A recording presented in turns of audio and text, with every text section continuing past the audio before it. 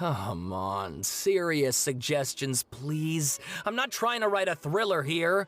It's supposed to be an essay, you understand? An essay! That means facts and logic. Well, if it's facts and logic you're after, you shot yourself in the foot with your choice of research topic, didn't you? The Tataris Suna mystery. When so much remains unexplained, there's little to be objective about. Unless, of course, you restrict yourself to textual criticism. Yeah, well, this is my teacher's area of research. I can't change that. But it's fascinating enough without having to sensationalize it, don't you think? The strange location, the missing details, a mysterious person.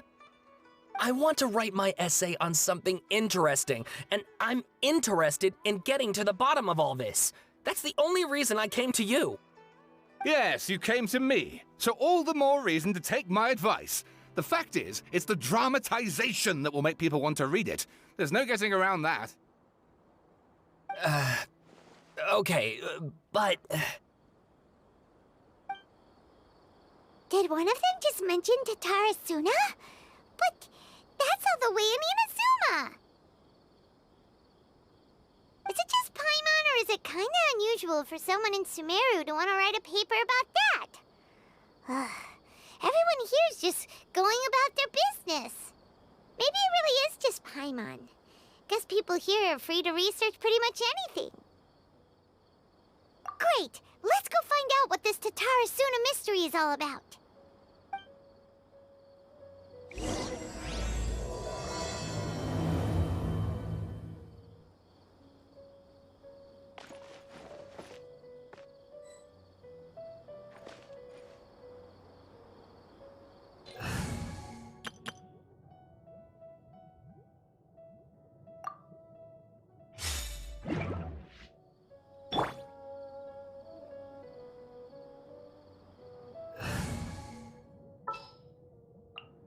Sure.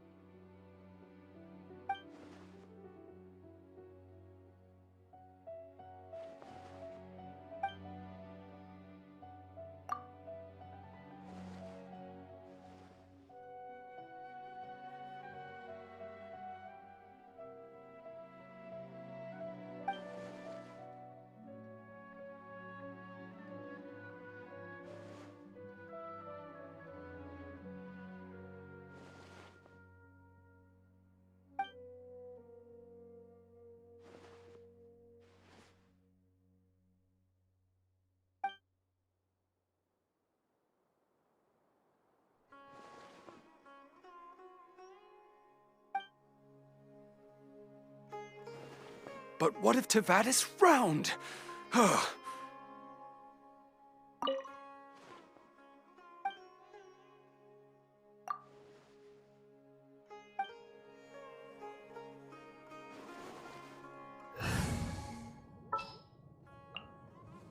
been waiting for you for ages.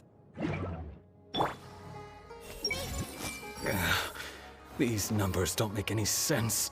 I can't get them to make sense no matter what I do.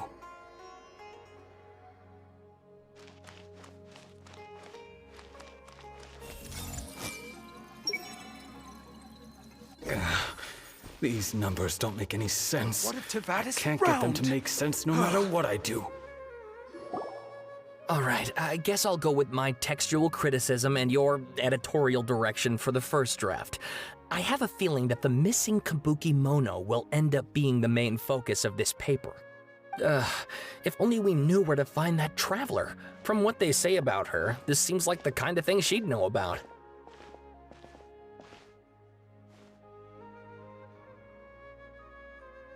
Oh, you're the traveler, you say? Hey, what's with that face? Don't believe us? No, of course I believe you. Actually, I first heard about your great exploits when I was still in Inazuma. This is my first time coming face to face with you and your mysterious silver-haired companion. I couldn't believe my luck, and out of force of habit, I started, examining the evidence. Sorry. Oh, Sawada, for the love of... Sorry, we don't get out much, so our social skills are kinda lacking. Traveler, I hear you've helped many people a great deal and been to many places. Would you be able to tell us about Tatarasuna? Actually, we don't know much about that place either. In fact, we only came over here because we heard you talking about it and wanted to learn more. I see. My teacher chose this area of research as a personal challenge. He said it's difficult to get into because even Inazumans don't know much about Tatarasuna's past. But who'd have thought that... If you don't mind, I'd love to show you all my outline for the book I'm writing about Tatarasuna. Hold on, Sawada. Don't you think that's a bit of a deep dive for a first read? Well, fair point. In that case, please ease yourselves in gently by taking a look at Akaba's latest essay draft. Let me give you some background. This all started with the discovery of some records in Tatarasuna. The writings mentioned someone by the name of Mikoshi Nagamasa, who crafted a fine blade. But in the end, he threw it into a fire to destroy it, and killed his servant Katsuragi. Why? Well, no one knows. Apart from the swordmaker, his servant, and the one who wrote this all down, the records also mention a kabuki mono. This seems to be an Inazuman word for an eccentric stranger, someone who dresses funny or acts in an unusual way. That's right. Akaba's teacher has spent quite some time researching these events on the ground. This kabuki mono lived in Tatarasuna for a while before disappearing without a trace. And shortly afterwards, as Akaba mentioned, things got pretty ugly. So first this strange person goes missing, then a murder happens? Seems kinda fishy to Paimon. Yes, my thoughts exactly. So I helped out too. I asked everyone I could think of if they knew anything about what happened back then. And wow! Did I get lucky! Stop shouting!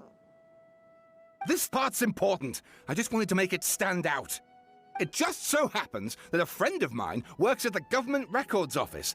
He looked into it for me, and I can now confirm that all the aforementioned individuals did, in fact, live in Inazuma over 400 years ago.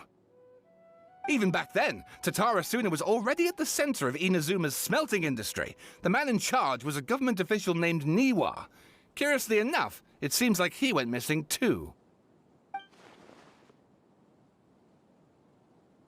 Wait, so there are 2 missing people in the story now? That's right! What's more, Niwa is a name with a lot of history to it. Have you ever heard of the great swordsmith clans of Inazuma? Oh, the swordsmiths? Yeah, like Ishin art and so on? Wow, yes. You really know your stuff. That makes things easier. So basically, this Niwa was a distant relative of the Kaidahara clan, the last practitioners of Ishin art. Something then seems to have happened in the Kaidahara clan, leading to their downfall. I don't know the details, but taken in light of everything else going on around that time, it makes you wonder whether it's all connected somehow. The Kaidahara clan? Sawada, you left out the biggest detail of all. Oh, yes, of course. How could I forget? Brace your minds, ladies and gents, for they are about to be blown. Or maybe you won't believe your ears.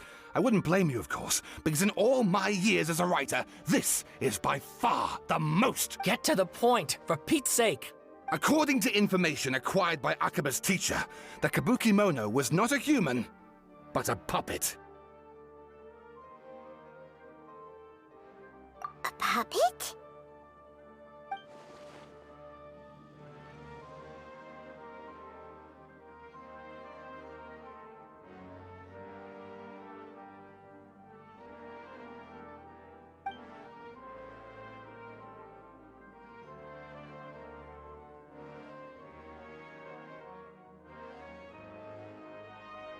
Aha! Judging by the looks on your faces, you do know something after all.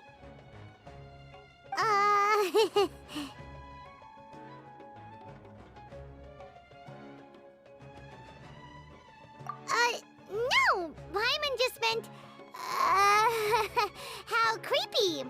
The way you described it makes it sound like a ghost story. I agree, it does. But considering that non-human races in Inazuma are by no means uncommon, spooky events are to be expected. And that's exactly what my book is about. Please, take a look.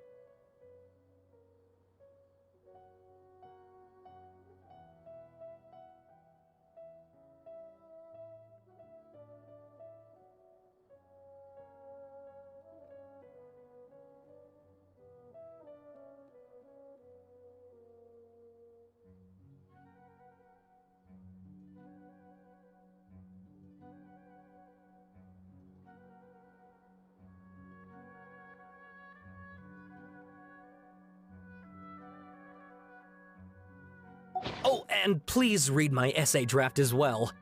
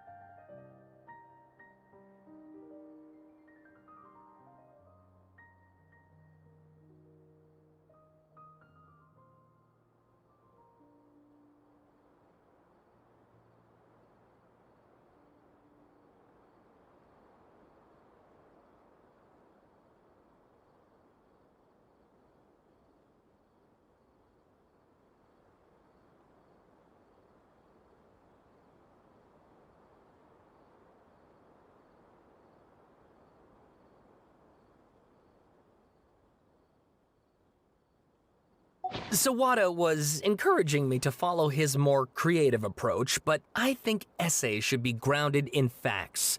I don't think explaining everything away with mysterious forces will cut it.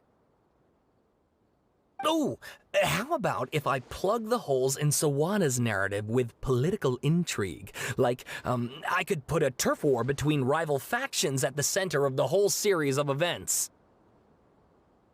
Wait, you're allowed to just make stuff up? Pretty sure you've gone from essay to guessay there.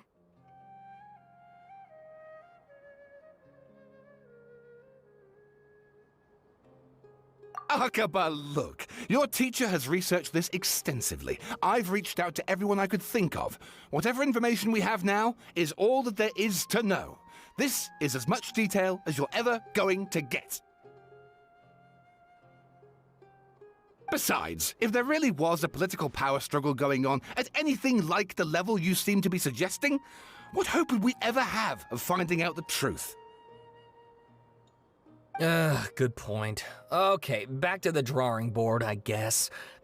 Give me some time. I need to find a new angle on this. We have some other stuff to do, so we'll have to say goodbye for now. Good luck with your essay! All right, thank you. If you find out any more info about all this, please do let me know. Thanks so much.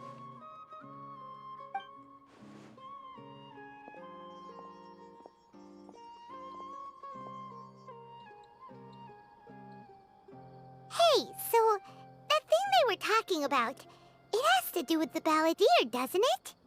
Okay, then even if we did know something about it, we probably couldn't share it with them, huh? After all, we kicked his butt and got him locked up. Information about people like that is usually super confidential, isn't it? If you ask Paimon, Akaba should just pick a different topic. There must be as many essay topics as there are trees in the forest. There's no point in... Ah! Hey, did you see that? He literally just went by, over there. It looked like...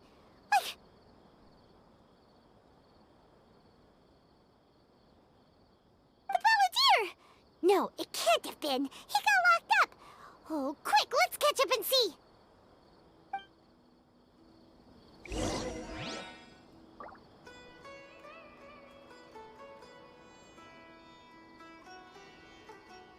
I see everything.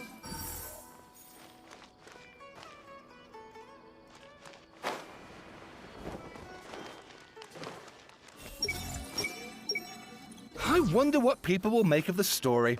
Of course, we know it's based on true events, but to the average reader, it might come across as too far-fetched. After I finish this essay, I'm gonna get out of Sumeru for a while. It's time for a change of scenery. But what if Tevat is round?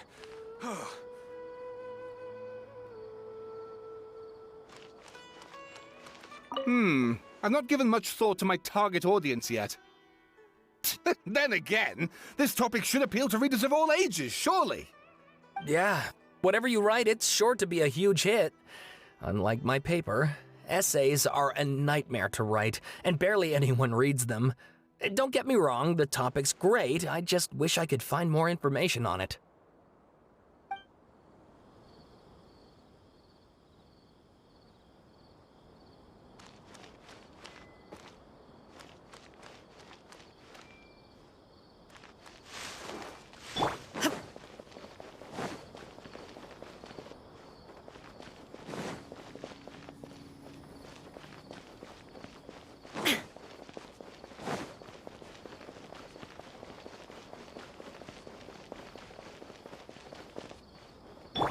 Everyone hold hands.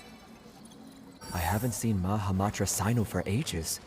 Has he been playing cards this whole time?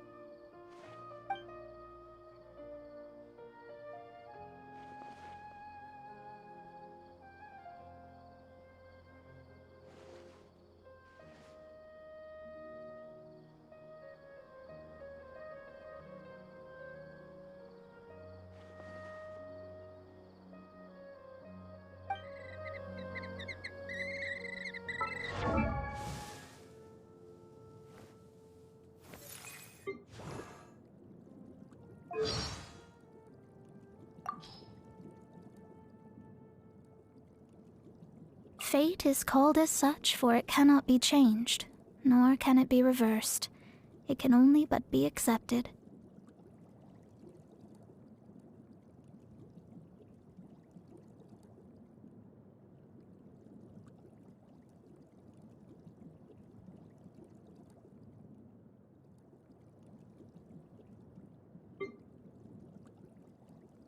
Fate is upon you. Written in the stars. Decided by destiny. Decided by destiny. Something on your mind again?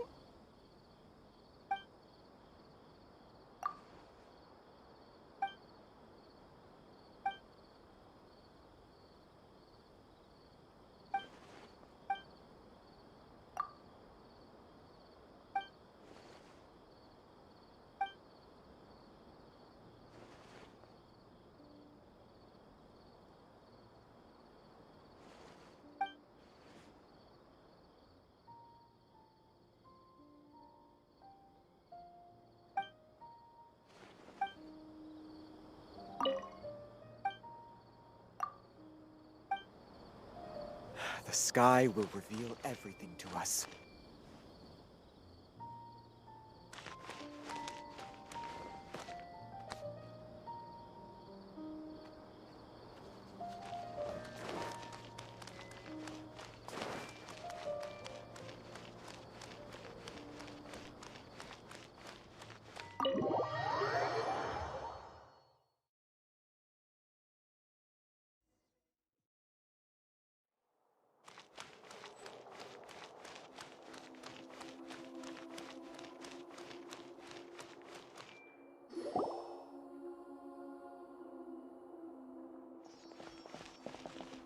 Traveler, Paimon, there you are. Nahida! Bad news. We just saw the balladeer strolling around in public. Did he escape or... Ah! It's him! Sure enough, you're here. Hey! What are you doing in the sanctuary of Surasthana? Aren't you supposed to be lacked up? I know you must have a lot of questions. Please, allow me to explain. It was my idea to set the balladeer free. We made a deal, and he's gonna do some investigation in Irminsul for me. A deal? Huh. You sure you trust this guy? What did you expect? Why do you think Sumeru would keep me around otherwise? Or maybe killing me is all you can think about. But if that's the case, why haven't you done it already? Don't flatter yourself. It was... Nahida said there's still some mysteries in you to figure out. Ah, so if it were up to you, you'd finish the job? Guess I had you all wrong. There I was thinking you were just getting cold feet. Well, that escalated quickly. Not a good start. Could I ask you all to please calm down? But Paimon's worried about you, Nahida. Don't let him trick you. It's not every day you see people questioning the God of Wisdom's judgment. Just when you think you've seen it all. Don't you dare try to drive a wedge between us! As long as the terms are reasonable, I don't think there's a problem in making a deal. Even with the balladeer. Well, I for one have no reason to doubt you, considering you even struck a deal with the doctor. Yes, one in which I gained valuable information. You'll come to understand more about that in the fullness of time. The balladeer's power was all but completely spent after your battle. He's no longer strong enough to be a strategic threat to us. That puts him in quite a precarious position. Plus, he's a former Harbinger with knowledge of many of the Fatui's sensitive secrets. Being stuck here in Sumeru could make him a sitting duck, depending on how the Fatui plan to respond. Wait a second. Farmer? You mean he's not a Harbinger anymore? I take no pleasure in saying this, but it seems as if the doctor had no intention of welcoming back a loser, so...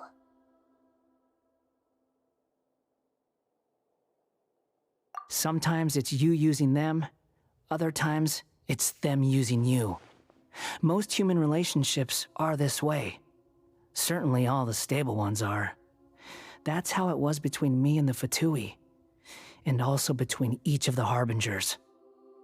So as long as you have some value to offer, nobody will ever abandon you. But after recent events, even I have to admit that I'm not worth quite what I used to be. Well, if the Fatui are gonna reevaluate my utility, I need to have a backup plan for myself. As we discussed, I don't like causing harm to living beings, and you said you need protection. So, why not join forces with us?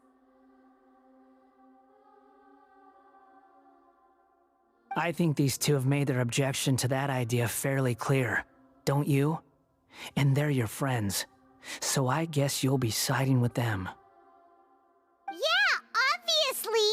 Nahida, don't listen to him! Then let's put that discussion to the side for now. We still have time. Today can be a trial run. Where we go from here will depend on how well we manage to cooperate today. All right, then I'll do what we agreed. Good. Go now, and keep in touch. Nahida, are you serious about this? Yes. I have my reasons for this decision. In fact, I'm largely doing it for your benefit. Yes. As I told you once before, there's information about your twin in Irminsul. Oh, yeah. Actually, that's the whole reason we came to see you today. So, you have an update on that? Mm-hmm. You may remember me mentioning that the Fatui had not included your twin's details in the Descender category. This is an extremely important point. It's possible that the Fatui have other information that even I don't know about. And since the Balladeer used to be one of them, he'll be better acquainted with this information than I am. He was granted the power to connect with Irminsul when he almost became the god of a new era. Even though he no longer has the Gnosis, some traces of its power remain in him. He can still connect. The amount of information in Irminsul is vast beyond description. Sifting through all of it without knowing what to look for would take too long, even for me. So I asked the Balladeer to search in Irminsul for any information about the Descenders. He's more familiar with this kind of information, and should be able to find it more quickly. Exactly! Or what if... Paimon just doesn't trust him! He's treated us as enemies every time we've run into him! I understand. But sometimes, everything is dictated by which side you're on. How things will go in the future depends on what information he brings back. And Traveler, I know what your heart desires most of all. Our minds have connected several times before. There is a corner of your heart reserved for an intense longing. A feeling of being all alone in the dark, searching for the one candle whose light still burns. As Sumeru's deity, it is my responsibility to be on guard against the Balladeer. But as someone who counts you as a friend, I want to do something for you. If this deal with the Balladeer can give you the answers you've been longing to find, then it's worth it. It's my pleasure, really. You're Sumeru's hero. You've more than earned it. Paimon's still worried about this idea. Is there anything we can do to help? I was gonna contact you about that, but then you suddenly showed up on your own accord. Seems like we have a telepathic connection. In fact, I was going to ask you to supervise the Balladeer on my behalf while he carries out the task I assigned. Even though he only has a fraction of his full power left, that's still a fraction of a former Harbinger. If you could accompany him, it would put my mind at ease. Of course, I'll be there to help guide you through Irminsul from the outside. Great. Thank you. Prepare yourselves. I'm going to transport you into Irminsul.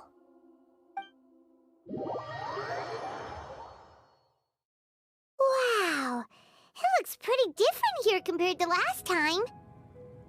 The colors are gentler. Guess that must be because Sumeru's at peace now.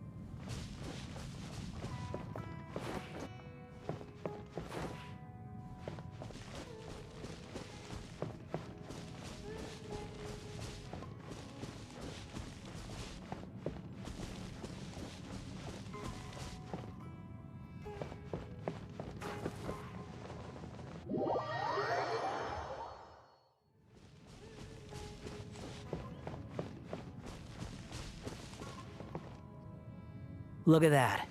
Hot on my heels. You know, you didn't have to cut your catch-up short just to keep me company. Oh, but I guess you panicked when you realized that I might enter Irminsul ahead of you. Shut your beak, jailbird! No way a prisoner gets to be so smug! I understand that prisoners have to put up with harassment from the guards, but right now, I'm on temporary release. So maybe you should think about backing off a little. Sounds like a successful rendezvous. I need to be quite clear about something. In a few moments, you'll be entering into the innermost region of Irminsul. It is an environment like no other, and the most important place in all of Sumeru. Unlike anywhere else, Irminsul's inner region consists exclusively of torrents of information. You must put aside your differences and be extremely careful as you navigate your way through. I know there are many grievances between you on both sides, but it is essential that you remain calm after entry. This is as much for your own safety as anything else. Fine, let's call it truce, but only until this mission's over.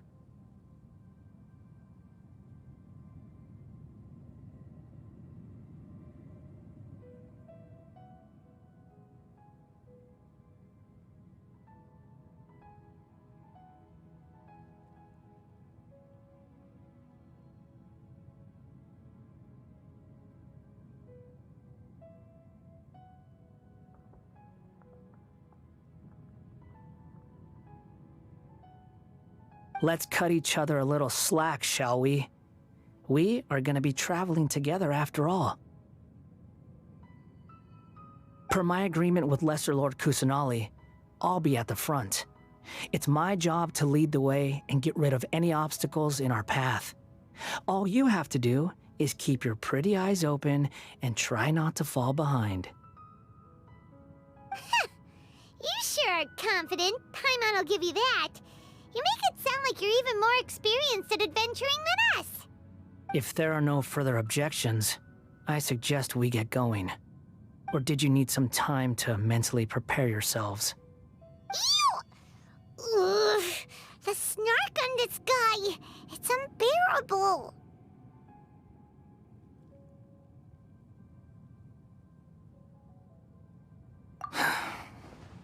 We can start now. Irminsul access granted. Initiating connection procedure.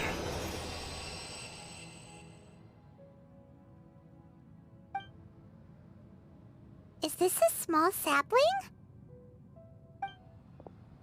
Oh, darn it! Come on, let's catch up with him.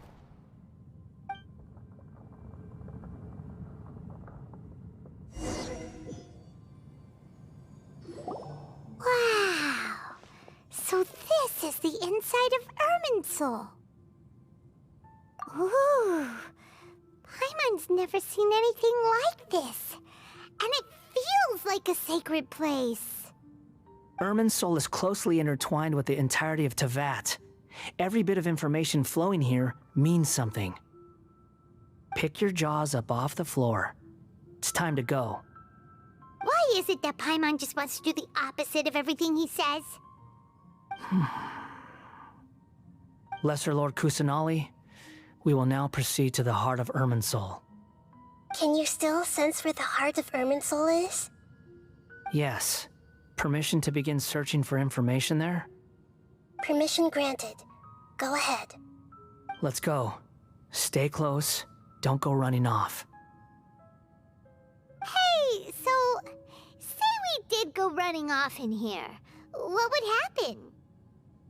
What are you smirking at? I was just imagining the look on your travel companion's face if you went and got lost. Anything's possible in here. You can't rule anything out. So if you want to stay safe, your best option is to stick close to me.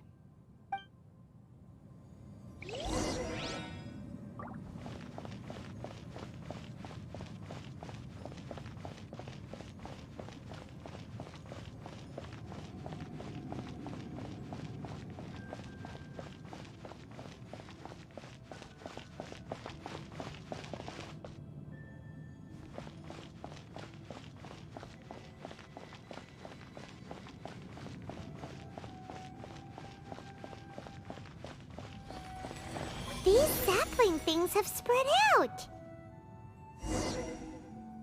Those are all packets of information from inside Irminsul. Be careful not to touch them.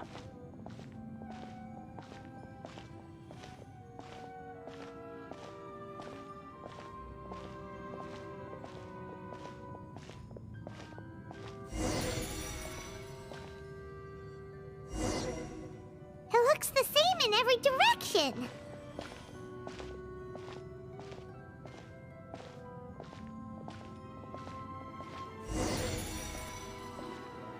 No wonder he mentioned about getting lost.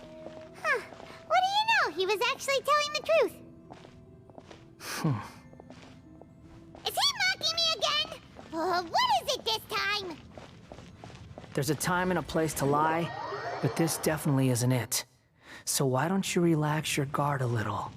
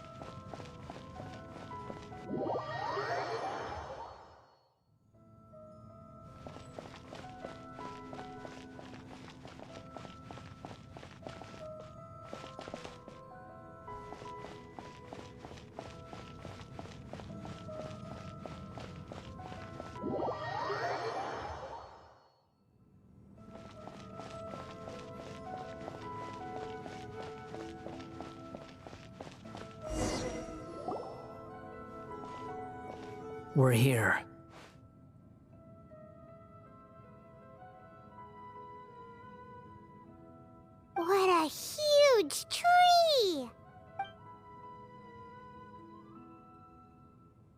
Lesser Lord Kusanali. Good, you made it. Are you ready? Ready when you are. Then please begin. Preparing to access cognitive currents. Establishing waypoint.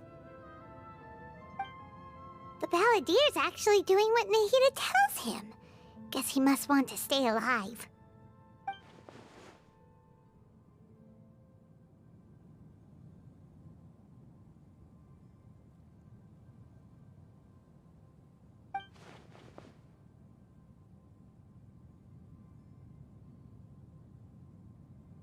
The rest is up to you. If you discover anything at all, make sure to share it with us. Will do. Huh. For once, we're the ones with nothing to do. Traveler, Paimon, would you like to talk? Yes, I've also invited Paimon to join. Huh? What the? We can talk to each other inside our heads?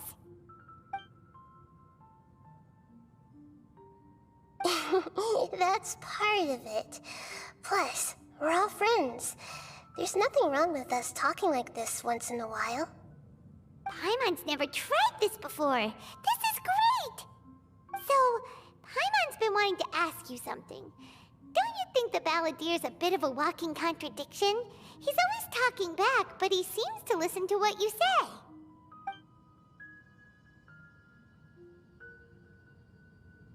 As I've told you before, there are still some mysteries for him to resolve.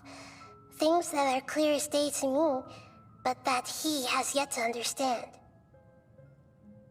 Perhaps today will be the day that he finds some answers.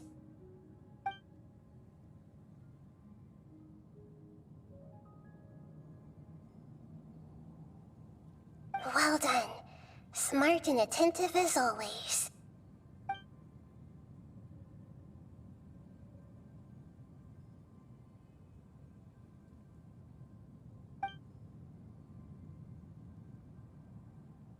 So, you made contact with that part of his mind.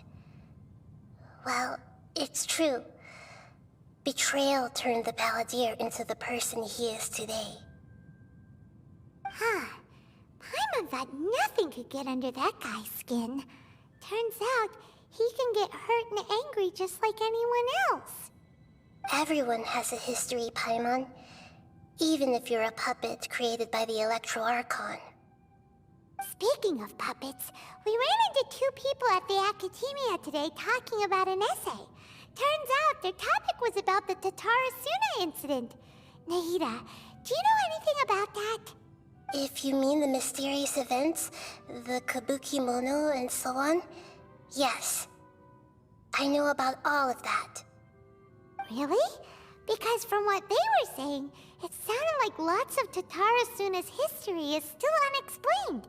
And most of the information we have now is just from people filling the gaps with their imagination. At least that's what they thought. Oh? How interesting.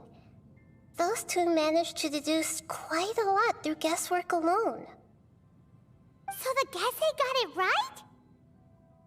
Well, they guessed right about one thing. Tatarasuna was sabotaged. Must be a riveting conversation you three are having. Funny how all the good ones happen when I'm not involved. What makes you think we're talking to each other? Don't insult me. You're having a private conversation without me. Obviously, I must be the topic of said conversation.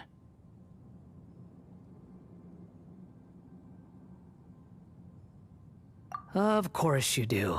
You can't have your prisoner knowing too much. So, have you found anything yet? Still looking. Don't get your hopes up, though. You and your twin come from outside this world.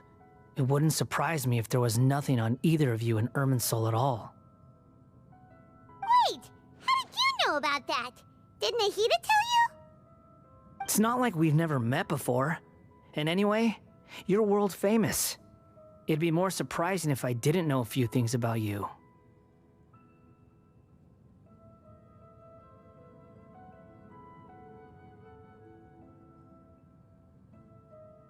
Right now, we have to keep the peace. I'm not interested in creating more misery for myself, and making cordial conversation is something I can manage. Huh? Wait.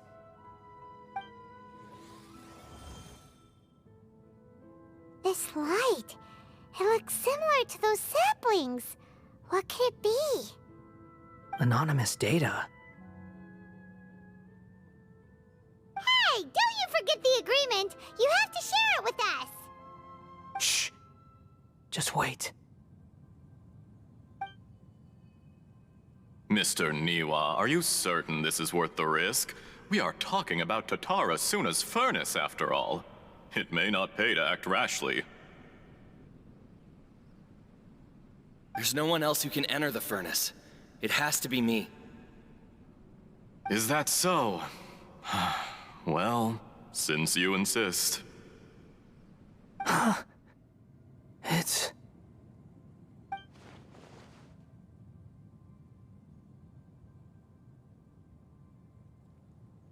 Whoa!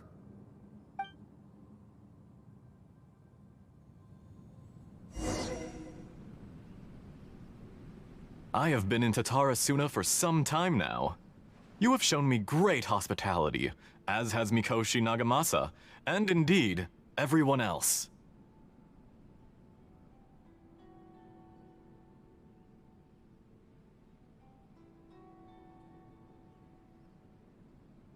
Under your leadership, Tatara Suna is a warm, welcoming place, like a giant village. People are gainfully employed, their lives have purpose. They are motivated. As I understand, the Raiden Shogun has, in recent years, eliminated much of the evil that plagued Inazuma. As for Tatara Suna, it was originally established as a means of safely disposing crystal marrow. The forging industry with crystal marrow as a raw material has since flourished, giving rise to generations of swordsmiths. Some world-renowned, others unknown, all passing on their legacy. Skills, blood, dreams. Every smith brought into this trade looks to find their purpose between steel and blade. That is why you accepted the proposal brought to you by myself and Akame. Yes, well, were it not for you coming to Inazuma and happening to make Akame's acquaintance, the two of you never would have joined forces. And he would be the first to admit that there's no way he could have revolutionized our forging process like this on his own. At least not on the same timescale. You allowed Akame to take all the credit for a method that you jointly developed. He sold it to me, and now every piece of ore here is smelted using the new technique. Even now, you remain one of Tatara Suna's key consultants, working right here alongside us. I believe it is you, sir, who are truly responsible for the changes in our manufacturing and forging methods. You flatter me. From the outset, I saw much that was commendable in the forging industry of Inazuma, and it has been my great honor to befriend you all. So you say, Escher. But is this really the truth? My good sir, what do you mean? I tried to resist thinking it was all connected, because I didn't want to speculate, and I didn't want to believe that things could turn out this way. What have we gained from adopting your new technology? Ominous black smoke? Mounting production problems? Worker fatigue and casualties are up and continuing to rise at an alarming rate. And recently, as you well know, someone died because of that strange filth inside the furnace. We've kept the truth from spreading outside, but still, I suspect you understand it better than I do. None of the people who went out to get help have come back. Now, our mutual friend, the Kabuki Mono, is taking the Golden Feather to Narukami Island to seek an audience with Shogun. This is our last hope. But that doesn't faze you, does it, Escher? Nothing does. Otherwise, why would you still be standing there with that smile on your face? I'm just surprised that you finally chose to be so sincere. I'm sure you've been harboring these suspicions for quite some time.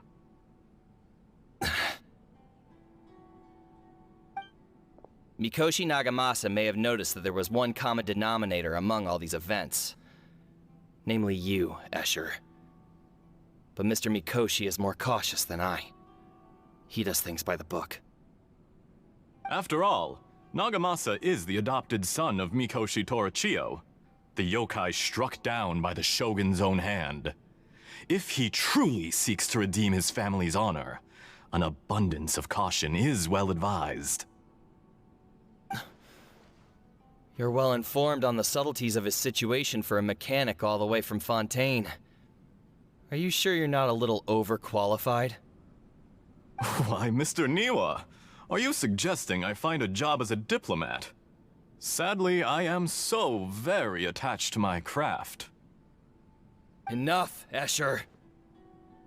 I'm here because an evil force is raging inside the furnace. And someone needs to take your new device inside the high-risk zone so we can absorb it and put an end to the problem. I'm in charge here. And I'm about to take some responsibility and head inside. Probably to my death. But what about you? What are you still doing here? Judging from the look in your eyes, you don't seem to trust me. Drop the act! We're past that now. Whoever you are, it looks like your plan to destroy Tatara Suna has worked. I just want to know what you're still doing here.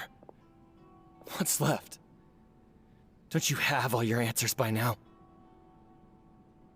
Honestly, I'm just waiting for the right moment.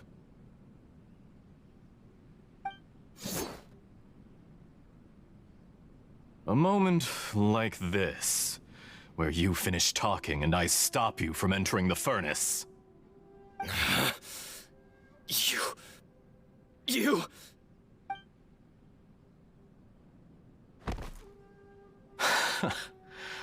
You're a little smarter than I initially gave you credit for. I thought I'd disguised myself exceptionally well, at least for the first few days. But to my surprise, you had your people look into my background right from the start.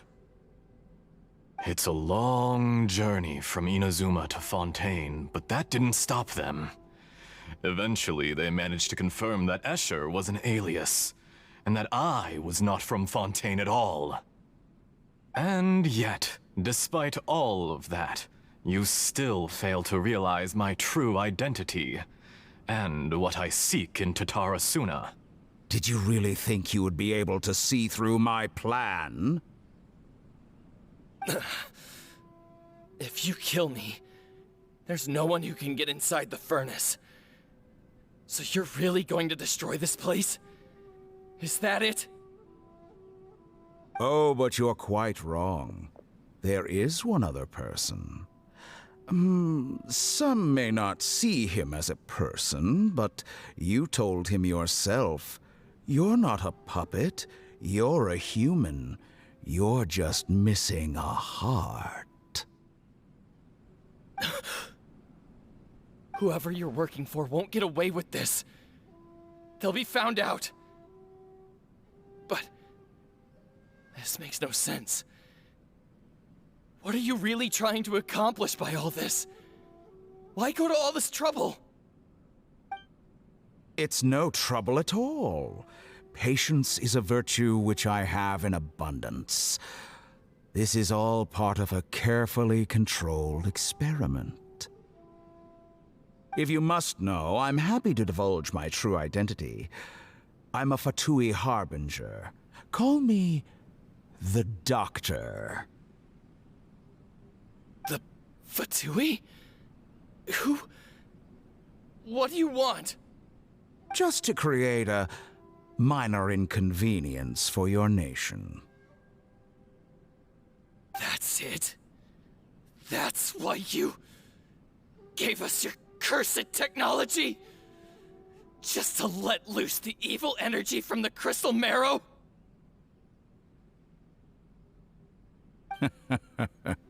Look how even the righteous soul is filled with venom when faced with its demise. My device functions precisely as you say.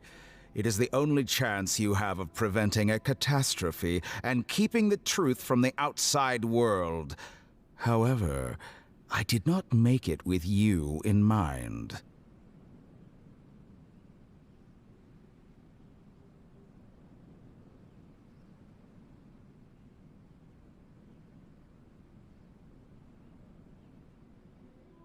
It is easier for a person to be possessed by evil spirits when they are filled with hate.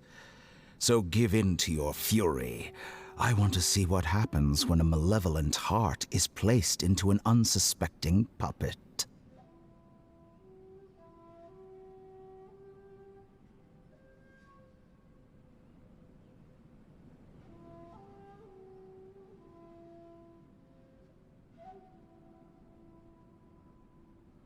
Make no mistake, even without you, that pure, innocent puppet would only end up being used by someone else instead. What other reason would a human have for befriending one who is not of our kind?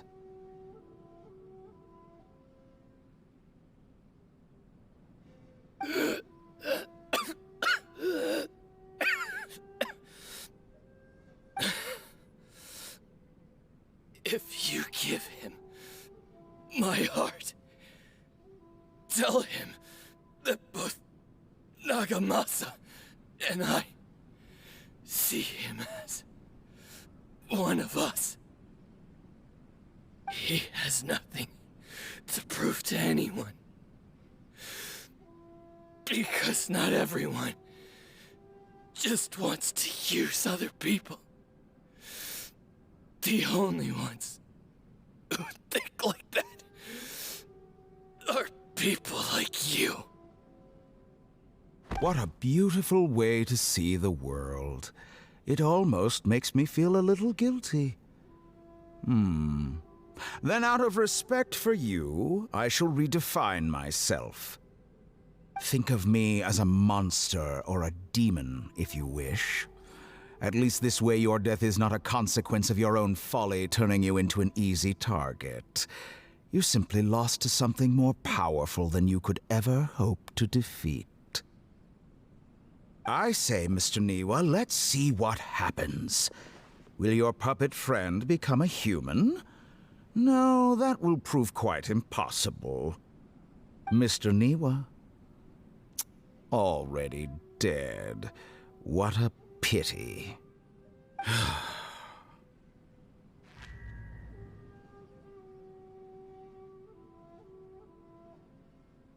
Jester, I have completed the task you gave me, creating a gap and infiltrating Inazuma's inner workings. What fun it was.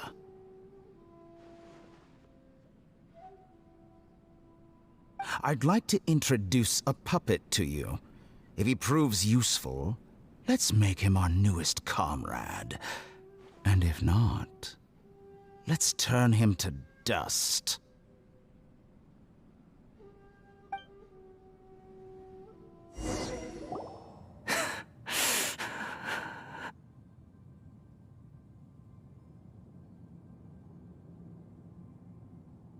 Hey, are you all right? Dottore?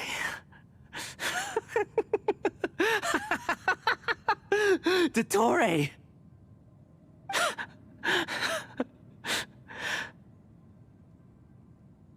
Good.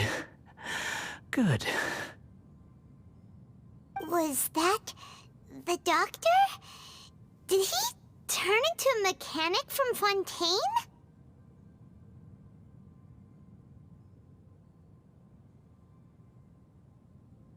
But why did we see things from his perspective?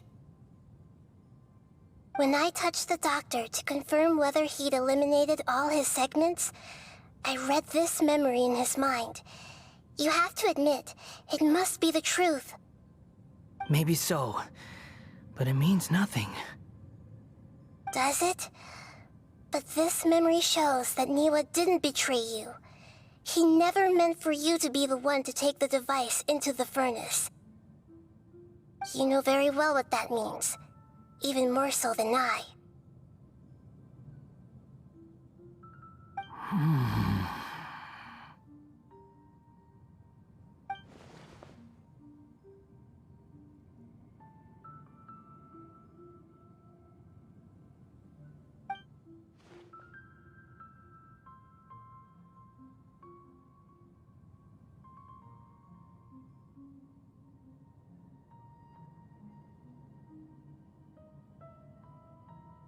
Let's give him some space.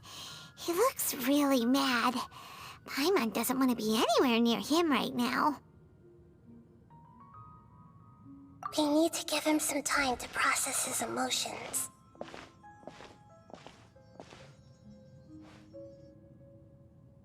Paimon's still confused about the Tatarasuna incident. So, the doctor was behind it, but why has that gotten him so worked up?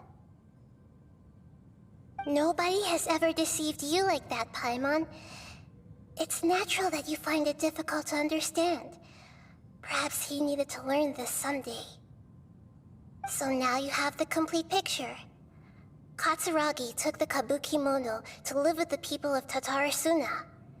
Later, the doctor showed up, disguised as a mechanic from Fontaine. And that's when the trouble began.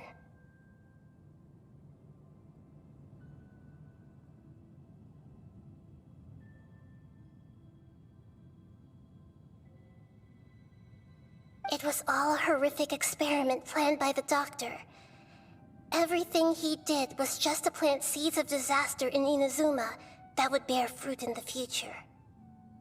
Of all the unwitting participants in the doctor's experiment, the balladeer became the main test subject. After the events you just saw in that memory, the doctor put Niwa's heart into the device and handed it to the balladeer. Then, he instructed him to enter the furnace and absorb all the filth caused by the smelting process. The load was far beyond what he expected, but the balladeer survived. He left the furnace in sheer exhaustion and said to the mechanic, "This device seems to have protected me. What's in it?"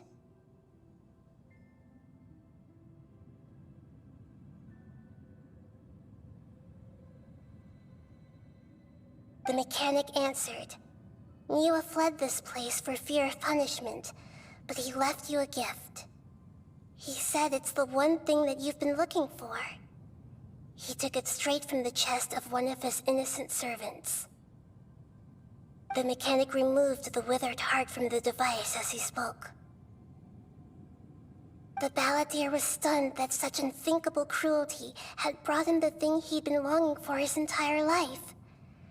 A heart acquired through cold-blooded murder is a cursed thing, but it has protected him from the filth.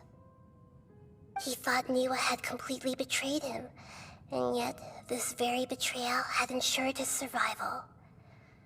Overwhelmed with anger and sorrow, the balladeer threw the heart to the ground and left Tatarasuna without looking back.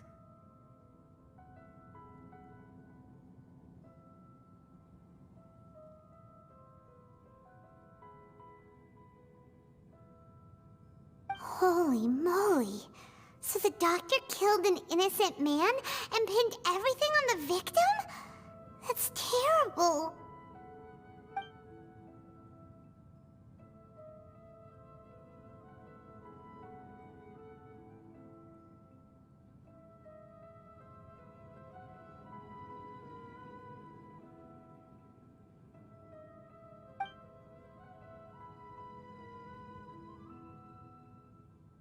Yes.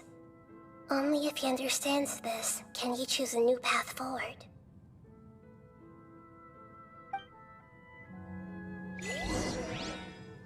Tottori, you brazen-faced... Niwa didn't run from justice. You killed him.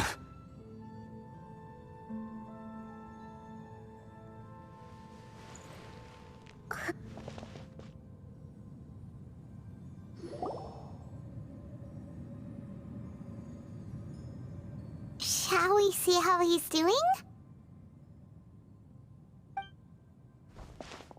Hey, you alright? That's a scary expression. Are you worried about me? If we didn't have such a history, I'd almost think that qualifies me to be your friend.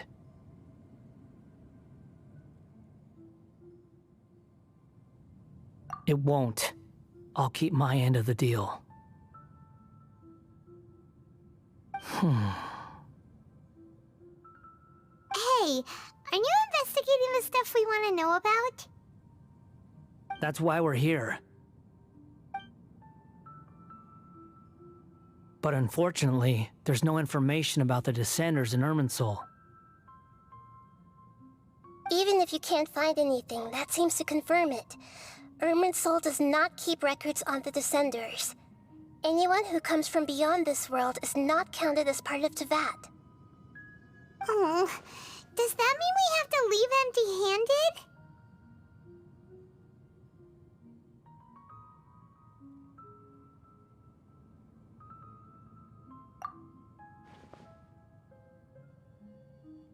Don't thank me just yet. You look really upset. Well, since Irminsul was a dead end, I guess I can share some other info that might interest you. Huh? About what? The reason why there are records about your brother in Irminsul. It might have something to do with Conria. Apparently, Conria was his first destination when he arrived in this world. Plus, he only came to this world because the heavens responded to the summoning.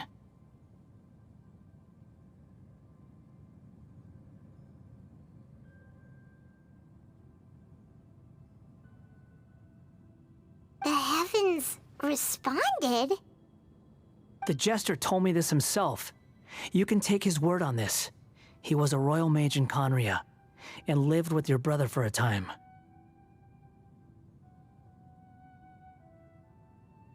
I don't know the details. It's up to you whether you want to believe me. All I can say is, I wouldn't lie to you about this. Did you get all that, Lesser Lord Kusanali?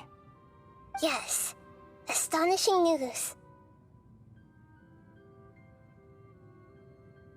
Does this info count towards my mission? It wasn't from Irminsul, but was it valuable? Very valuable. Good. In that case, I'll take some time for myself now. Huh? What have you done? Lesser Lord Kusanali was right. My power's all but completely spent. Even if I use all of the divine power left in me, I can't sustain this shield for very long. I shared a secret with you, and now you owe me. So in return, I'd like you to answer a question for me. Give me your hand.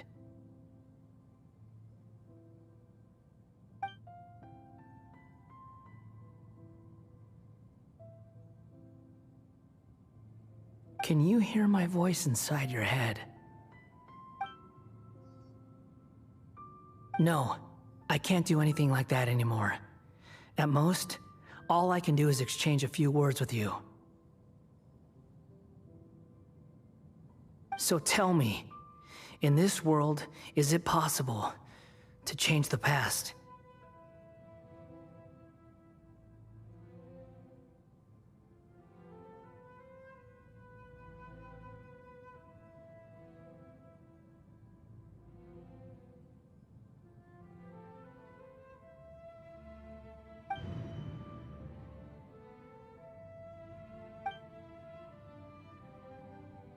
Done.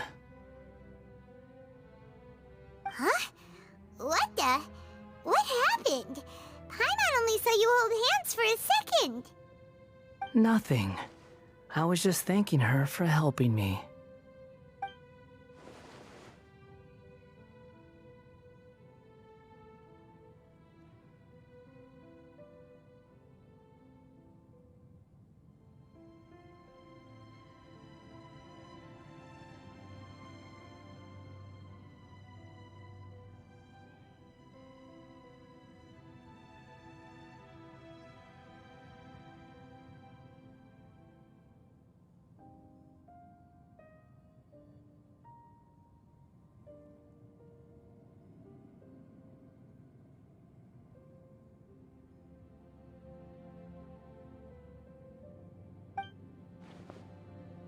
so long. I suggest you get yourselves out of here quickly.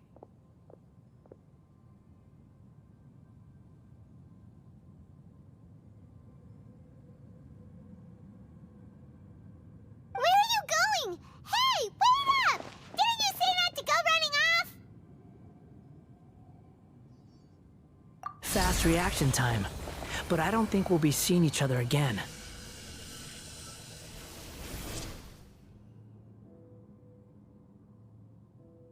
From this day forth, the names Balladeer and Kabukimono will cease to exist.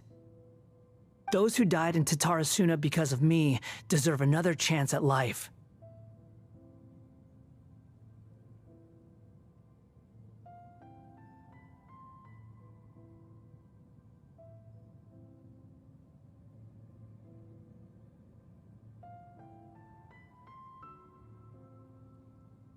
Hey, Balladeer!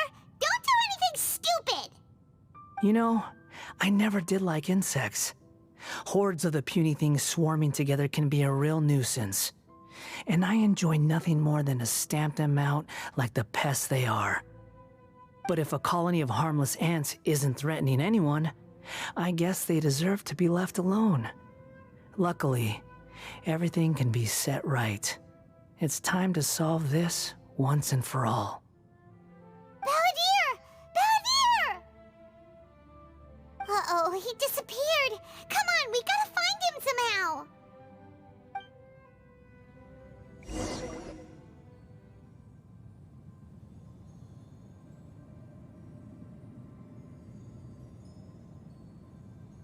Oh no, he's really gone.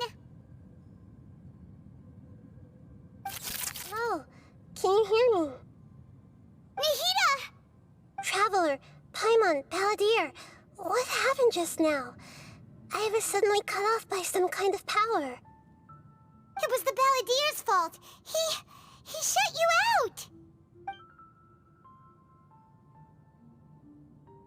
I didn't think he'd be capable of something like that with so little power left. Did he keep some of his power hidden when he was defeated? Or did he achieve something beyond his abilities, and it took everything he had?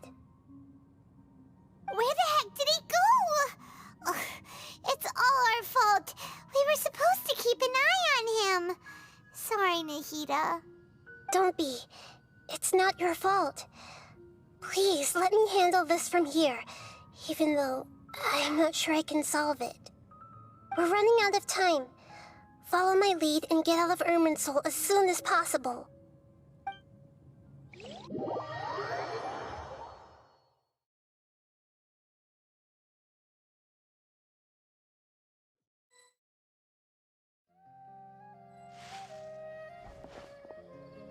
We're out!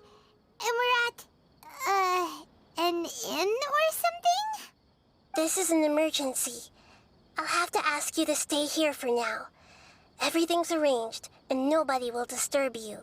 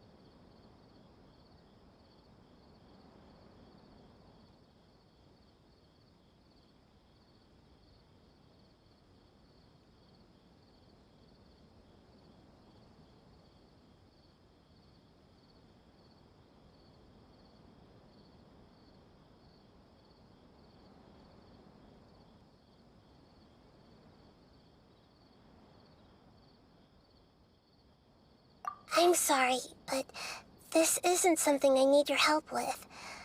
Leave this one to me. An emergency? How bad is it? Nagita, will you be okay? Don't worry. If my assessment is correct, though there may be some minor disturbances, it won't lead to a disaster.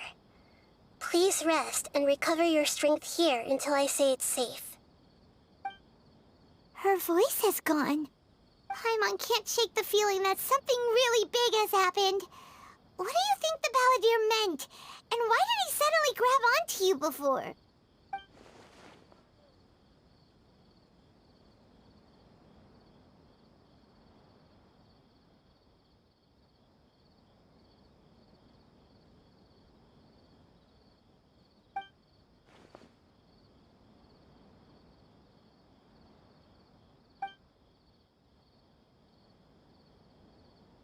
He wants to change the past?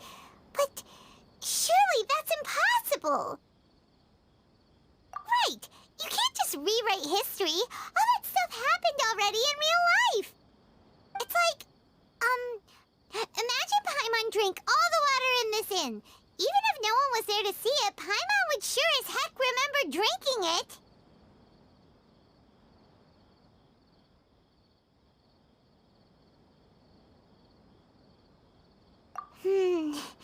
So, why does Paimon still have a bad feeling about this? Paimon can't help but feel scared about what he might do. Ooh, Paimon's so confused. Huh? Ah! Sorry, Paimon accidentally... It's the Balladeer's fault for causing Paimon all this mental stress. But erasing yourself from history? It's unthinkable. Is that really possible in Irminsul?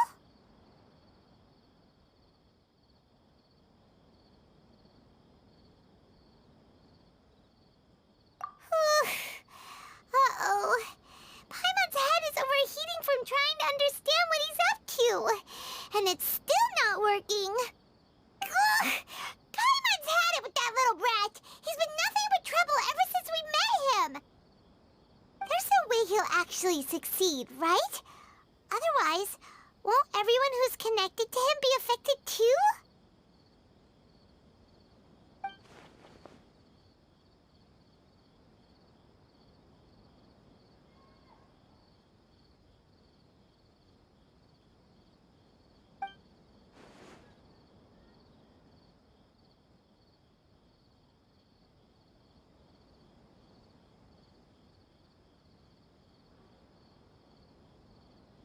There's nothing we can do about it at this point. Hey, have you got any ideas on what we should do next? Seems like now there's nothing left for us to do but to go to sleep. But Paimon's still so worried. Paimon won't be able to sleep a wink tonight. So, how about, we list all our favorite foods to take our mind off things? Heck, if that doesn't work, Paimon's probably gonna collapse of anxiety here. Alright, Paimon will start. First dish. Munstack grilled fish. Oh, and chicken mushroom skewers. Tea break pancakes, cream stew, sauteed matsutake, and Dragon chili chicken, almond tofu, satisfying salad. Also, Adeptus Temptation, golden shrimp balls, triple layered consomme, lotus seed and bird egg soup, and...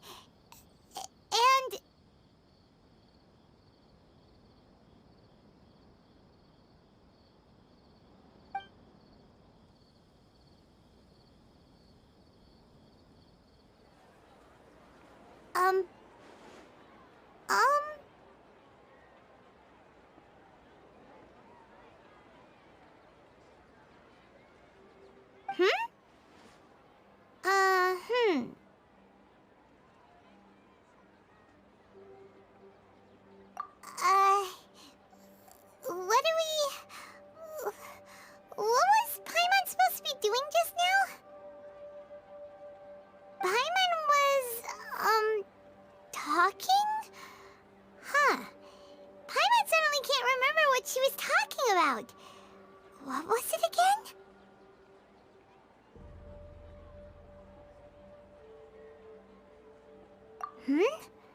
The Balladeer? Is that a food too? Huh. Weird name, though.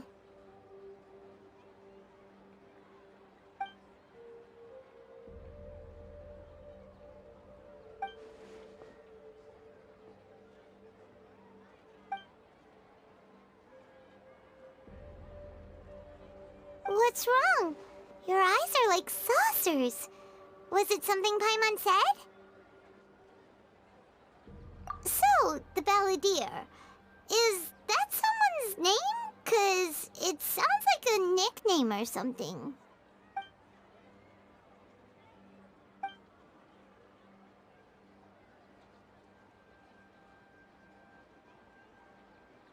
Okay, sure. Where are we going?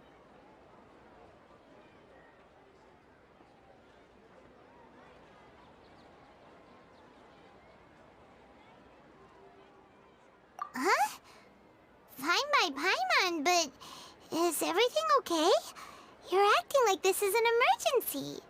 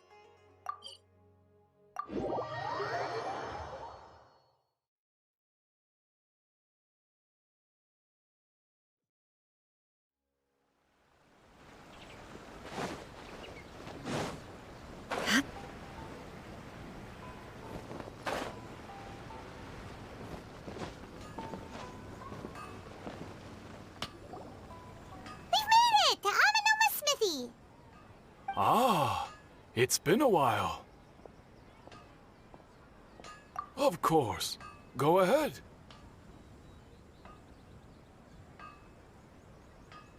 Oh. Now there's a question I wasn't expecting. Very well. I'll tell you what I know once more. The once renowned Raiden Gokuden, comprised of 5 branches. Amenoma, Futsu, Ishin, Hyakume, and Senju. The art of forging practiced by these 5 clans was first taught to them personally by the almighty Shogun. Over time, the 5 branches diverged from one another as generations of bladesmiths honed and perfected their craft until they became 5 distinct traditions. Most of the great swordsmith clans of old have since fallen into decline, and for a long time, only the Amenoma branch kept its art alive. But fortunately, Kaedehara Kazuha recently returned to Inazuma and took up the mantle of the Ishin art. Now, 2 clans remain of the original Gokuden 5. If my memory serves me right, you yourself were present when he forged the Ishin blade. Oh, yeah, we were! Paimon remembers that now. We learned a bit about the decline of the Raiden Gokuden then, too. It seems like such a shame.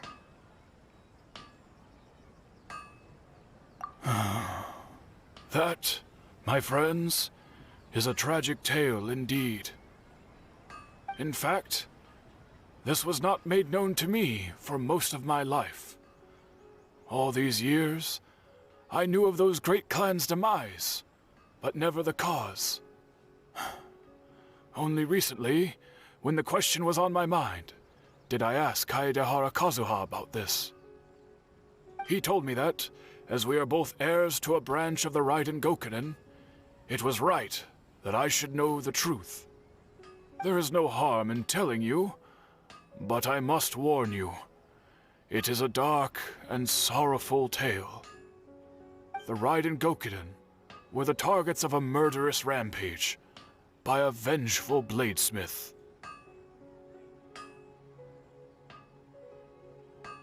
Vengeful? Why? 400 years ago, so I'm told, there was a catastrophic malfunction in Tatara Suna's furnace. One brave swordsmith heard the commotion and chose not to flee, but he rushed to the scene, hoping to prevent a disaster. Tatara Suna was home to a state-of-the-art forging and smelting operation in that day, and overseeing it was the armory officer. His surname was Niwa, though he had family ties to the Kaedehara clan. Knowing that they had just one chance to save countless lives, Mr. Niwa and the swordsmith leaped together into the furnace.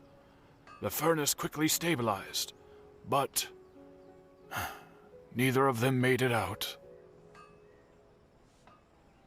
The smith's death, though heroic, dealt a devastating blow to his family's fortunes. His orphaned son was left to fend for himself, and grew up deeply resentful at the world. In his heart, the whole of Inazuma was culpable in his tragedy. He hated the almighty Shogun for her apparent indifference towards his father's death, and he hated everyone who had done nothing to try and save him. Powerless and destitute, the only legacy he had to pass on to his children was his hatred. Generation after generation bore this grudge, living in utter misery. Alas, if only the story could have ended there. But 100 years ago, the then head of this family reached the end of his wits. He could bear their fate no longer, and yet he could do nothing to change it. Finally, he made a drastic decision to take revenge on the Raiden Gokiden. In doing so, he sought to vent his pent-up anger and shake the very foundations of Inazuma's forging industry. In his fury, he murdered indiscriminately, killing even bladesmiths from the Hyakume clan which he belonged to. His goal was absolute, the devastation of all of the Raiden Gokiden. But when he came to the Kaedehara and Kamisato clans, his killing spree came to an abrupt end. He failed to catch them unawares. They fought back fiercely, and they did not spare his life. That is why the Kaedehara clan and their Ishin art survived that day. I suppose they were the lucky ones, under the dire circumstances.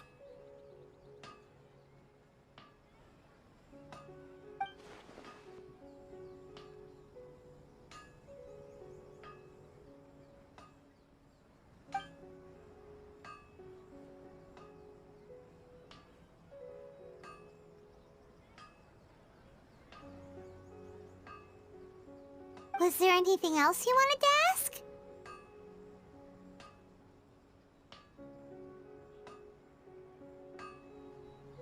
Kazuha?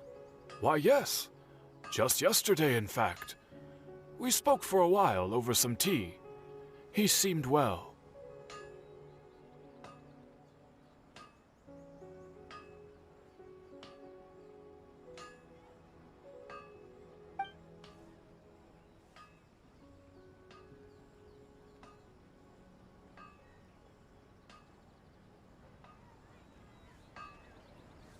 My pleasure.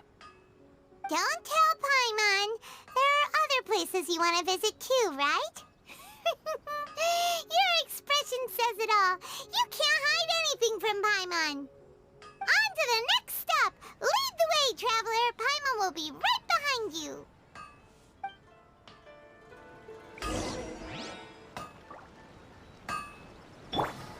I see everything.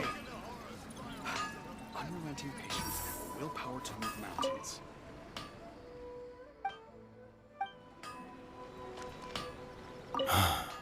Whenever I'm reminded of what happened back then, it always weighs on my heart.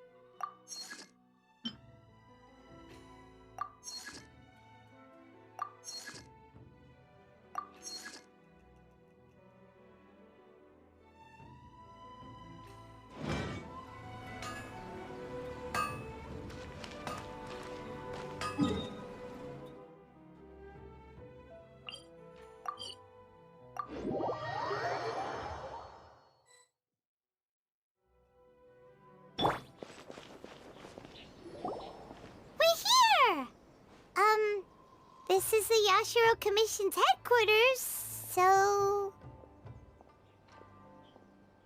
Traveler! It's been a while. If you're looking for the Commissioner and Miss Kamisato, I'm afraid your timing is unfortunate. They're not here right now. Are they out on business? The Commissioner is out on business, and Miss Kamisato is standing in for some meetings in the Commissioner's place. If it's urgent, you're welcome to wait inside until they get back. What do you think? Shall we go in?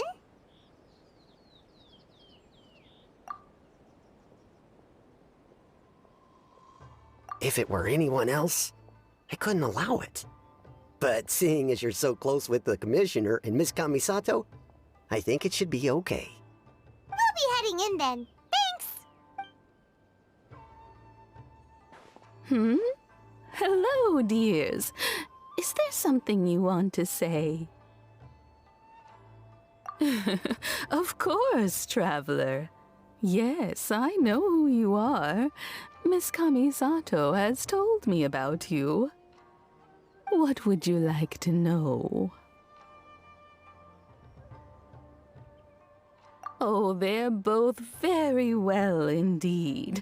Lately, Miss Kamisato has been rather busy attending all kinds of meetings and occasionally paying visits to some local organizations on the Commissioner's behalf. As for the Commissioner himself, well, you know, busy as ever. That much hasn't changed. Although, he does seem to be in a rather good mood these days. So pretty much business as usual in the Yashiro Commission, huh? Very much so.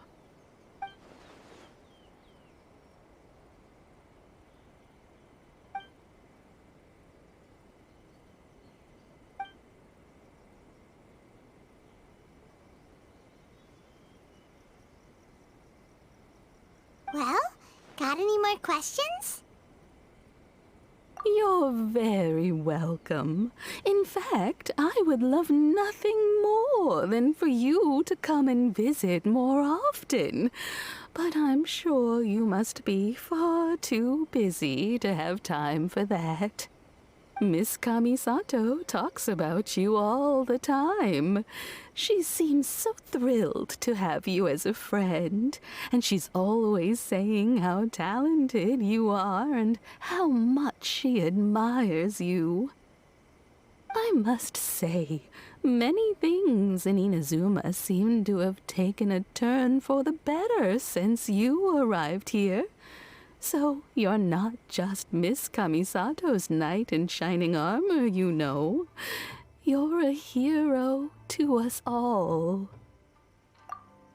I mean it. Whenever the Commissioner dines at home, Toma always joins him.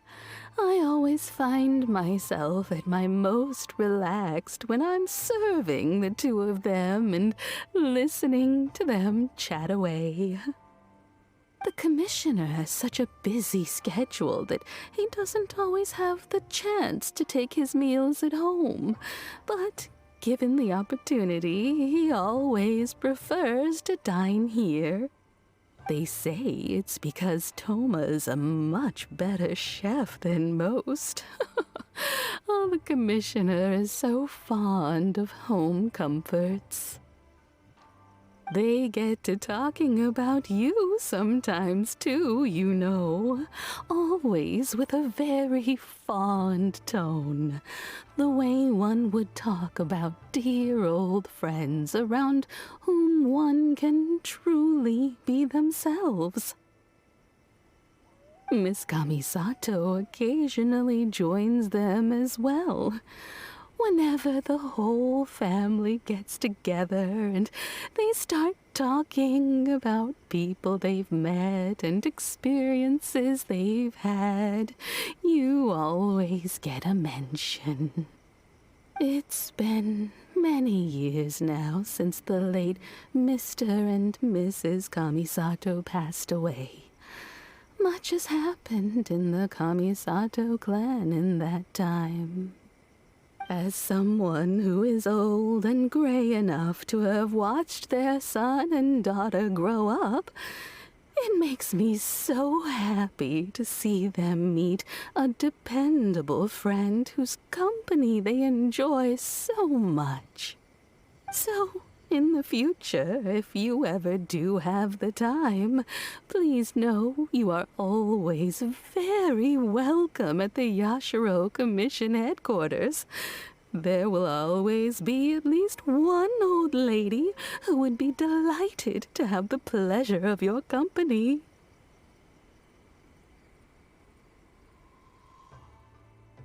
Wonderful. Thank you. Paimon likes it here too! Also, you were saying something about the food here being really great. Paimon's itching to try it. We may just have to invite ourselves around for dinner sometime. Paimon meant we should come pay a visit again real soon. Ideally around dinner time. Of course. You're always welcome. Alright, goodbye for now. Where are we going next? Great! Goodbye, ma'am! Don't worry, we'll see ourselves out. All right, then. Take care now. Hope to see you soon. Oh, are you two leaving already? Yep, everything's taken care of now. Don't worry. Very well. Safe travels. Goodbye.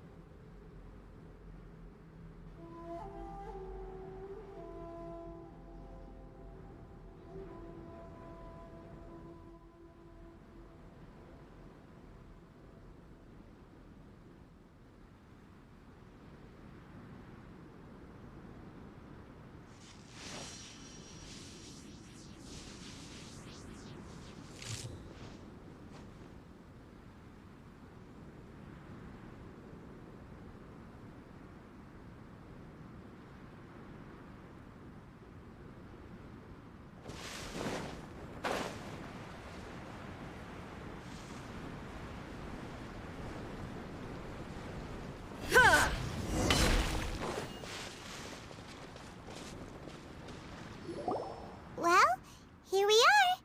But what are we looking for? Something or someone? Do my eyes deceive me, or is that the Traveler and Paimon? Xavier, what are you doing here? I was in the general area, and now I'm in this specific area. There, that's me. So what about you two? We have some questions and thought you might be able to help. Certainly do. I've researched the furnace here in some depth. If there's anything you want to know, just ask away. Like the back of my hand? Make no mistake, I have been here a good many times before. Not only that, but I've met people in Inazuma whose families used to live in Tatarasuna years ago. They said it's all true, the history here.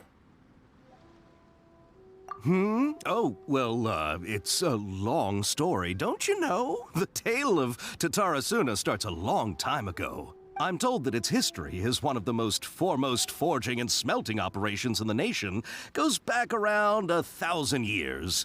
Still, the furnace has had a couple of serious maintenance issues along the way.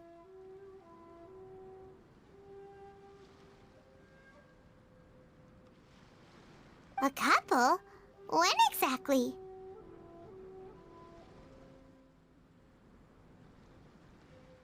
One was just in the last few years, the other was several hundred years ago. A fun fact, I'm not the first Fontaine tech guy to come and work on it either. There was a guy back then too. They say he was a mechanic who consulted on a technology upgrade. It seems like the technological collaboration between our two nations goes back a long way. How about that?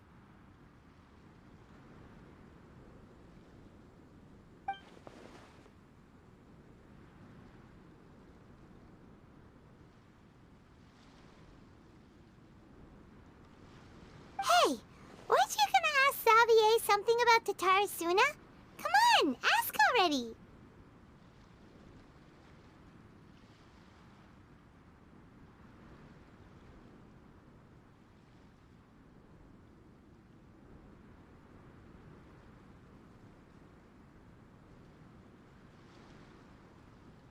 Oh, I didn't realize you two were here for a history lesson.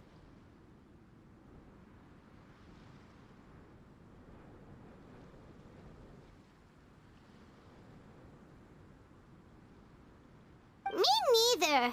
Paimon doesn't know what's gotten into this one today. Feels like we've been preparing for a history exam or something.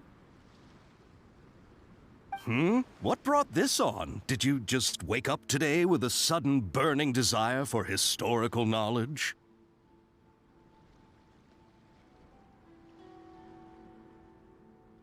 Sure, go ahead.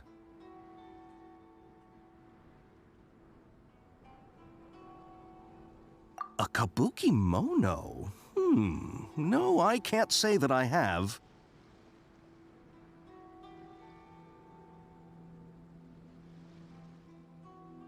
I do know the word, Inazuman for those eccentric types who always go around dressed to the nines. Just the sort of person that I'd like to meet, actually. But sadly, I've never had the pleasure, nor have I come across anything to do with a kabuki mono where Tatarasuna is concerned.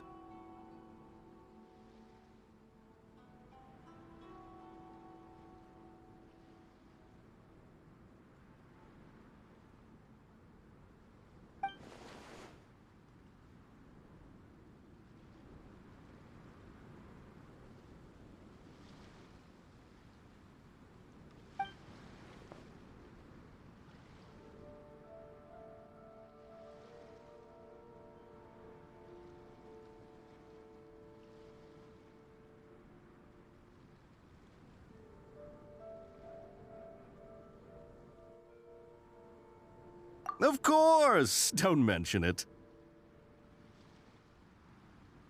Oh, we're leaving? Okay, bye, Xavier.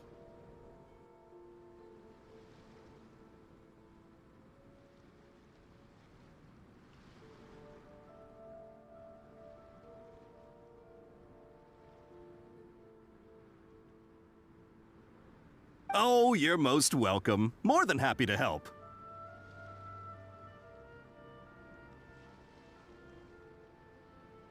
Farewell.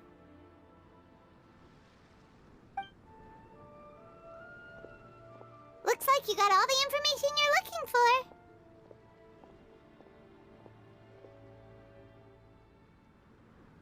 Sure, but what's up with you today? Whatever it is, it seems like it's really troubling you.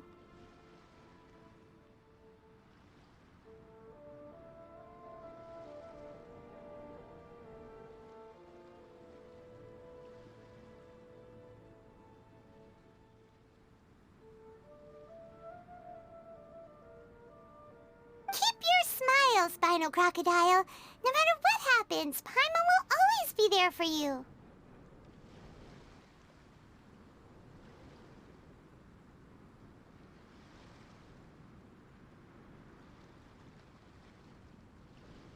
Hey, don't mention it.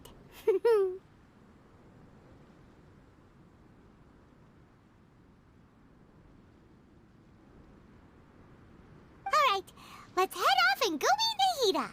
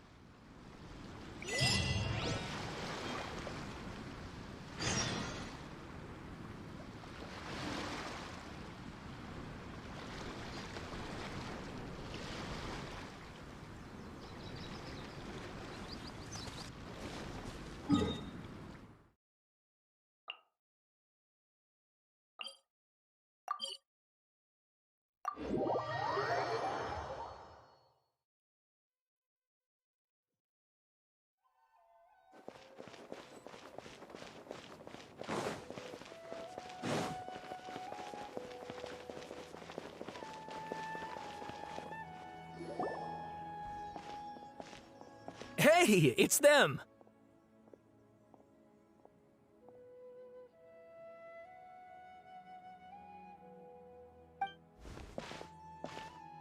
Akaba, Sawada, you're still here?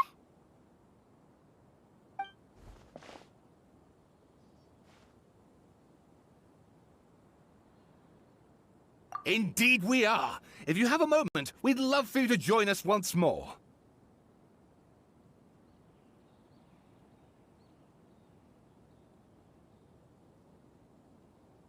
We have time. What do you want to talk to us about? It's the same topic we discussed last time. Obviously. Still looking for more info about Tatara Suna, huh? Should we join them?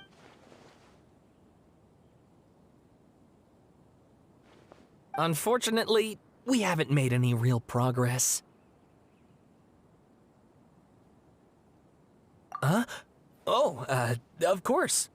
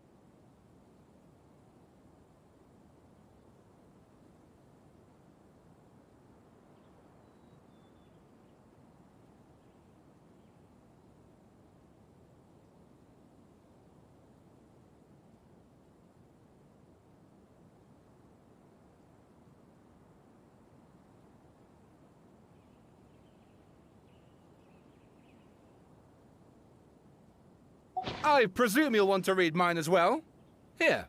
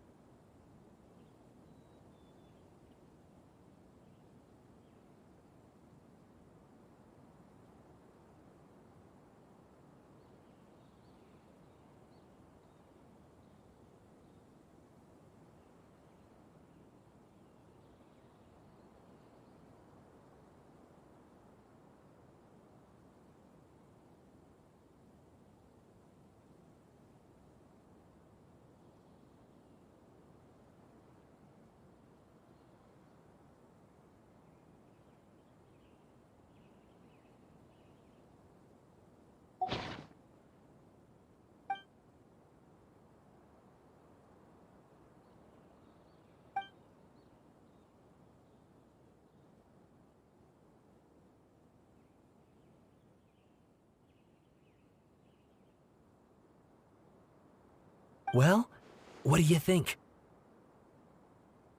Hey, Traveler. Remember how last time Akaba was saying how he wished he could gather more information about all this? Well, we just got back from Inazuma. So how about we tell them what we learned? What did you find out? Something big? It's a long story. Basically, we have some friends in Inazuma, and...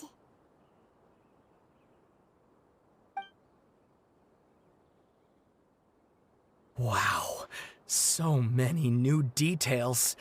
Thank you so much for sharing that with us.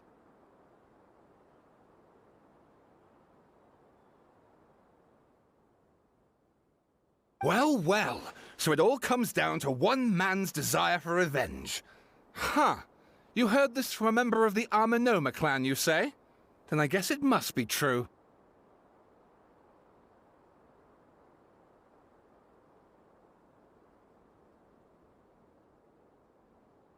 Ugh. So there's no ghost story here after all.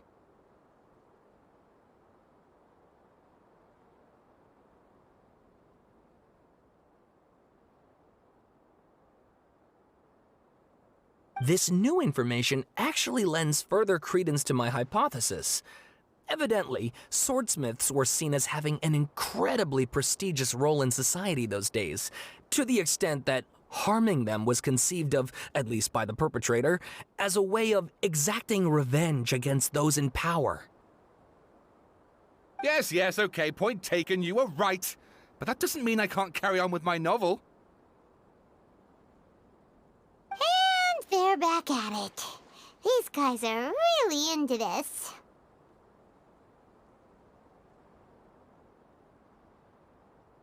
Oh, so sorry. Look at us, prattling on about our projects and ignoring you. Thank you so much for the information.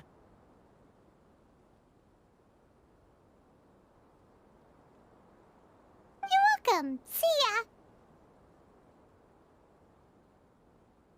Keep us in the loop if you find out anything else.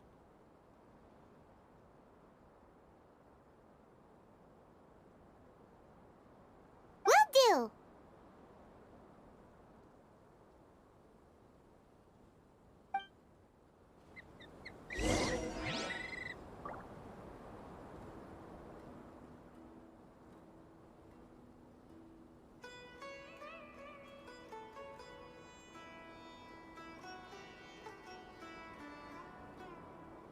All the world holds dear is but a backdrop of constant motion. I stand before it, alone and unchanging.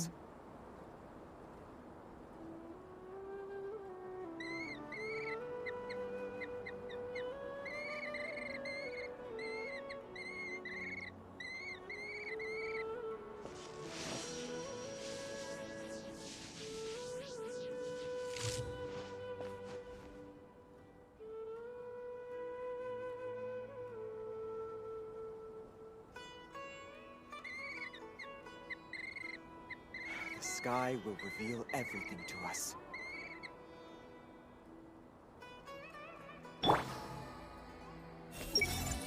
I'd better make some notes and then get working on my essay. Hey! Asking the Traveler to help out was definitely the right call. Great! I can finally move forward with my novel. But what a sad story. I don't know what I was expecting, but I never would have guessed this.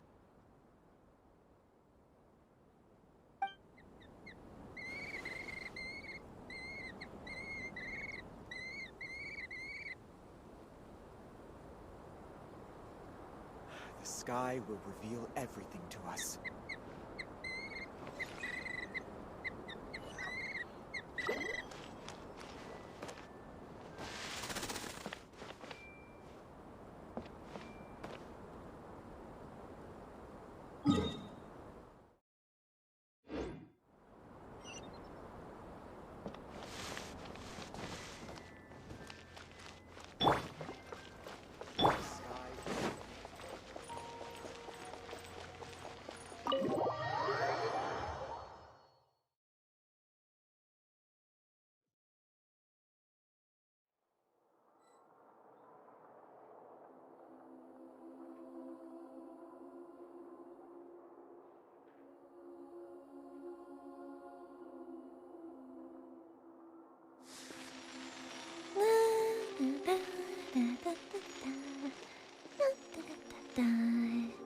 Oh? Oh.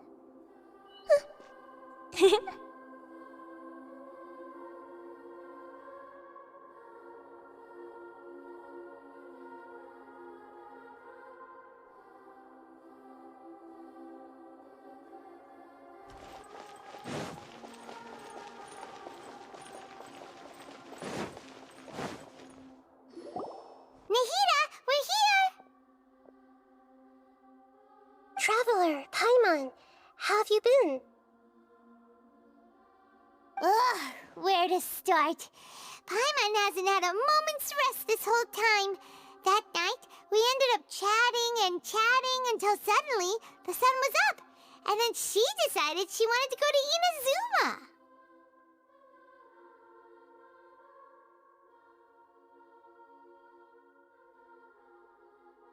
The Balladeer?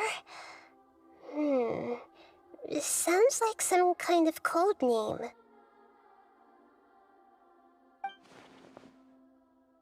You look troubled. Is there something you need to tell me?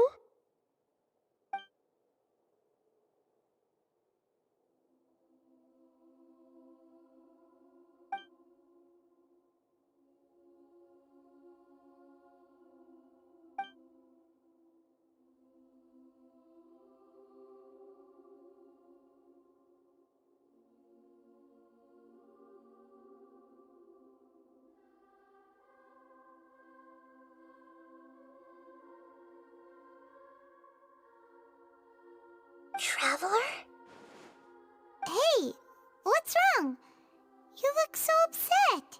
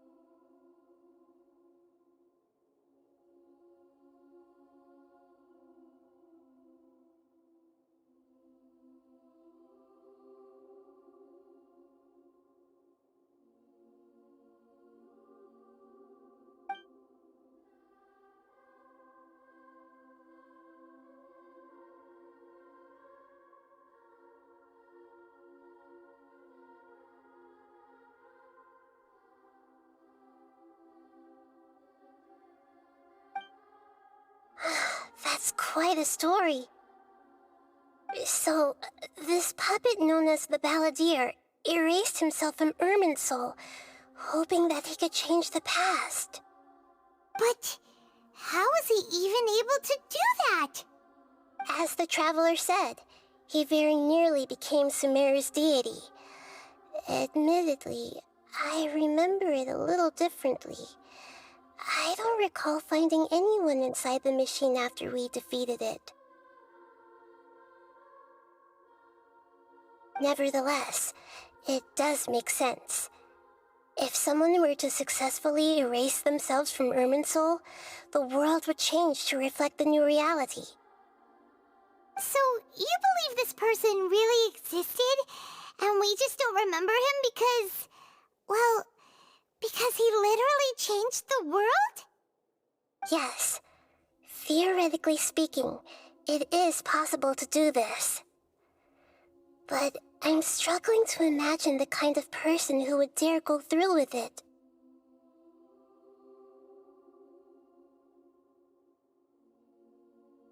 The Traveler comes from a world beyond Tevat.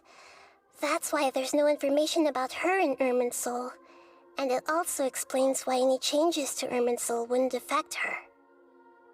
So if there's anyone in the world capable of retaining memories from a past that has been rewritten, it's you. It's quite incredible when you think about it. Paimon's having a hard time understanding this Balladeer guy's motivations. Why did he do it? I can only make inferences based on the information we've been given. As for what kind of person he was, only you remember that.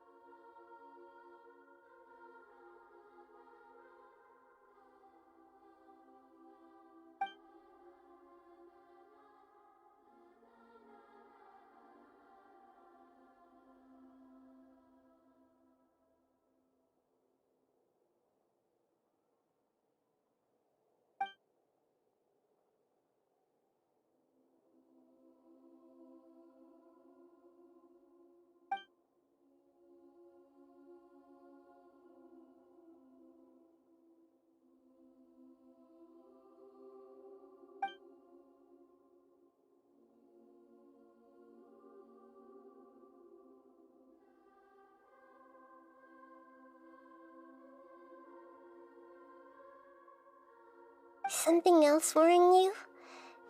Something that you can't share?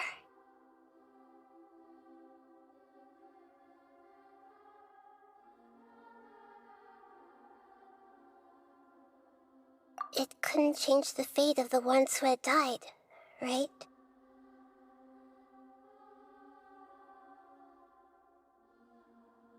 Once the balladeer realized he hadn't been betrayed after all, it must have completely changed his view of the people of Tatarasuna. Now he saw them as friends again. He couldn't keep hating humans after that, and if he thought there was a chance he could save his old friends, it would be hard not to try. The story makes sense, every part of it. The balladeer tried to achieve godhood with the doctor's help. He was unsuccessful, but retained the power to connect with Irminsul. That power then enabled him to change what was recorded in Irminsul and erase himself, even though he didn't have much strength left. Yeah, it does make sense, but it still ended in tragedy for his friends. It just feels so hopeless. He gave everything to do this, but it seems like he got nothing in return.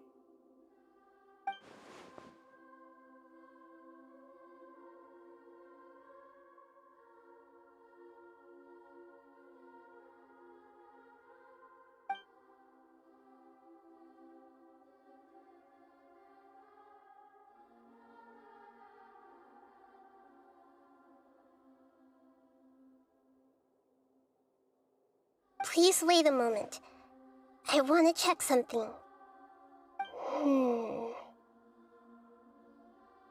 Found it. This should be the one. It turns out that I have a strange way of confirming everything she has told us.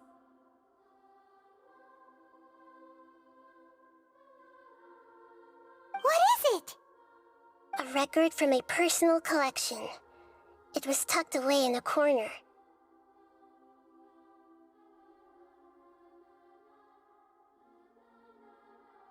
You should take a look.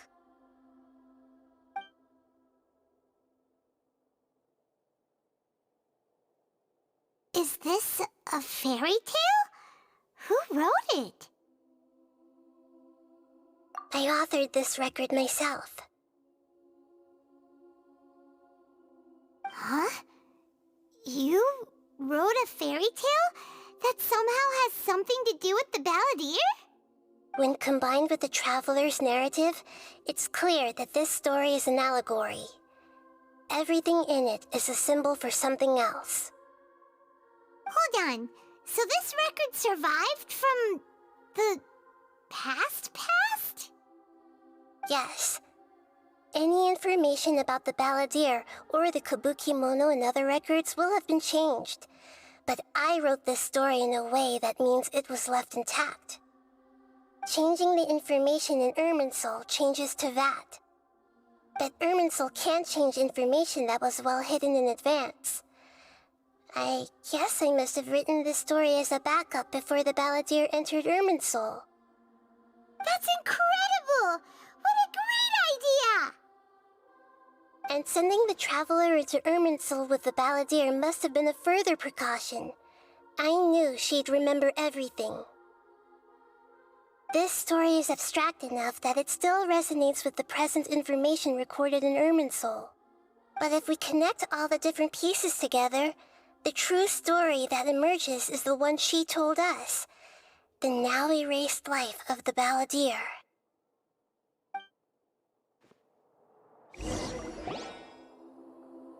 There was once a lone monster draped in fox fur. The monster found a family of foxes, joined them, and they became friends. The monster lived with the family day and night, and everyone treated it as one of their own.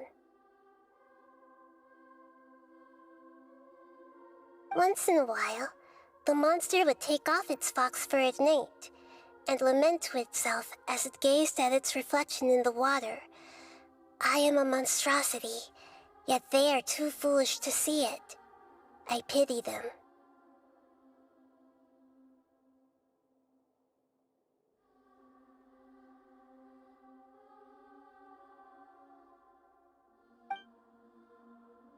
But the monsters soon found solace when another came to live among the foxes who was not their kin. A kitten, carved from the wood of a white tree who had been abandoned by the humans. The kitten too wished to become a fox, but its tail was too slender and it could not grow a coat of richly colored fur. Yet when the other foxes saw this, they spoke words of comfort to the kitten. Even without a tail and fur like ours, you are still one of us. Furious at this happy resolution, the monster lit a fire on the mountain. The terrified animals panicked as the fire spread. The only way to extinguish the flames was to make a sacrifice. A gray fox stood up and addressed the monster. It said, "You are the cleverest among us. Surely you can help us find a way to solve this." The monster smiled, led the fox toward the fire, and murdered it. The gray fox's heart was turned into a beautiful drop of water, clear, spotless, and pure. The monster gave the heart of water to the kitten, telling him, "The foxes have decided. You are the one who must be sacrificed. Take this, quench the flames, and die for your fox kin." The fire was extinguished, but the kitten lived. It left that side of the mountain and found a little bird who had a broken wing. The two promised they would spend their whole lives together, but the little bird did not have long left to live. It passed away soon after. After burying the bird, the kitten left the mountain for good.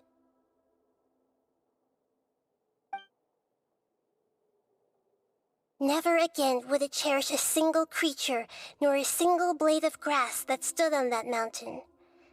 The kitten spent the nights wandering aimlessly, gnashing its teeth at the moon. How it wished to swallow the moon and devour the moonlight. If the world could only return to darkness, then it would finally be peaceful and content. I will become the new moon, the answer to everything. Then, no one will know that there were once birds, foxes, and cats in this world. And no one can know that they were different.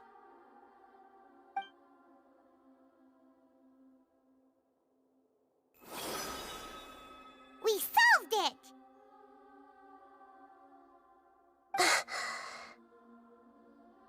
I remember now. This is not just the Balladeer story. It is his very own memories. I made a backup so that it would be preserved no matter what happened. To become a god, he was experimented on and modified countless times. It was brutal torture, and the only reason he was able to survive is that he was a puppet. This memory was extracted from him by the scholars. Presumably, they kept it to have something to defend themselves with. Creating a deity was just the first step. Some of them wanted to be able to control it. That's why they backed up his memory for later use. I buried it deep inside one of my own dreams, and then hid it inside an allegorical story so that it wouldn't be altered. It's hard to believe that this person really existed, let alone that he tried to get rid of us on more than one occasion. Paimon has no memory of him at all. He completely vanished like a puff of smoke. The Balladeer agreed to help me look for information about the Descenders, and although he was unsuccessful, he still helped you. Before he vanished, he confirmed an important detail, that Conria was where your twin first came into this world. We still don't know how the change to Irminsul will affect the senior ranks of the Fatui, but in all likelihood, they won't even remember their own Harbinger.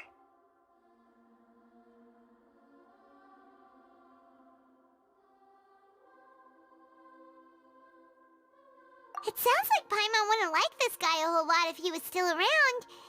But still, Paimon doesn't like the way it all ended that much better. This is why wisdom alone cannot answer all our questions. We look, we see, and we comprehend, but the question still troubles us. So the answer is not everything. People yearn to find the truth and then conquer the troubles they face. When you give someone the truth, you give them a chance to choose their own destiny. To others looking on, this may seem like a pointless endeavor, but for him, the chance to act on his desire to disappear must have meant a lot.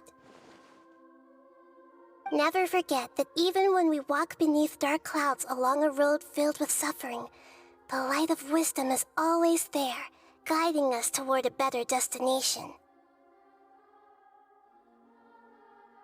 And that is what you have been doing all along. Yeah, Nahita's right. Cheer up! How about we go get something to eat? We can pick up this heavy conversation again later. Good idea. Paimon, why don't you take her out for a walk to clear her head? You got it! Come on, Traveler! You need to get out of your head for a while. You'll feel much better after taking a walk. Let's go get a snack from one of the stalls in the Grand Bazaar! That'll be sure to lift our spirits. It must be really tough being the only one who remembers all that, but Paimon's always here to help cheer you up.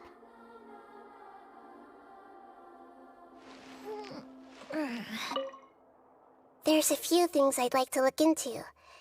You should go take a walk and try to unwind.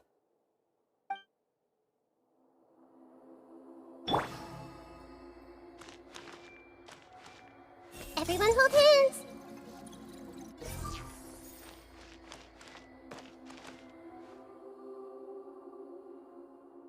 Hey!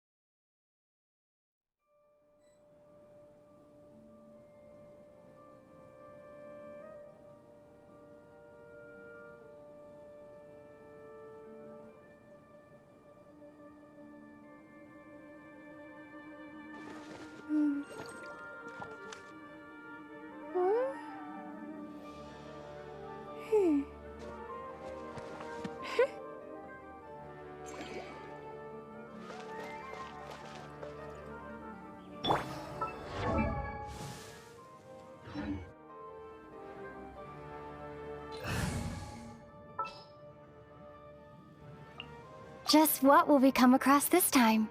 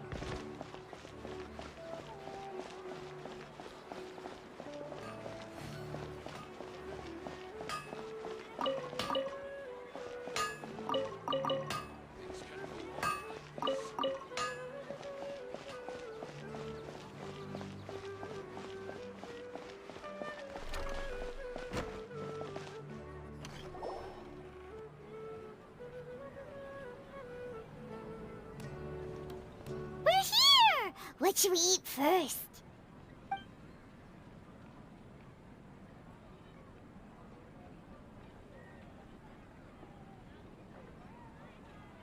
Hey, are you gonna answer or what?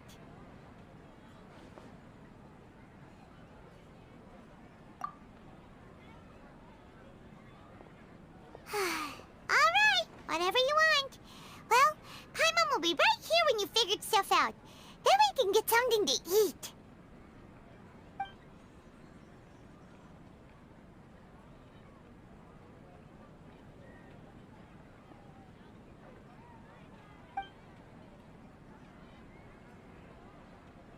What is it? Have you figured it all out?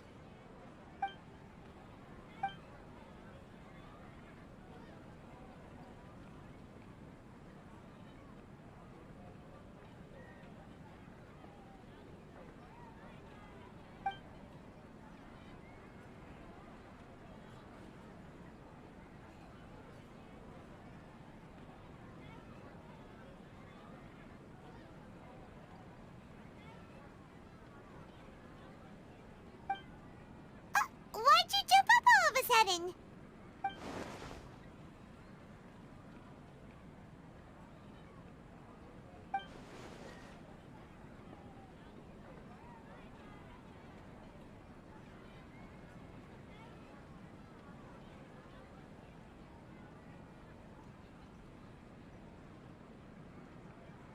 Excuse me, boss. There seems to be a small problem with the last bill. Look, here.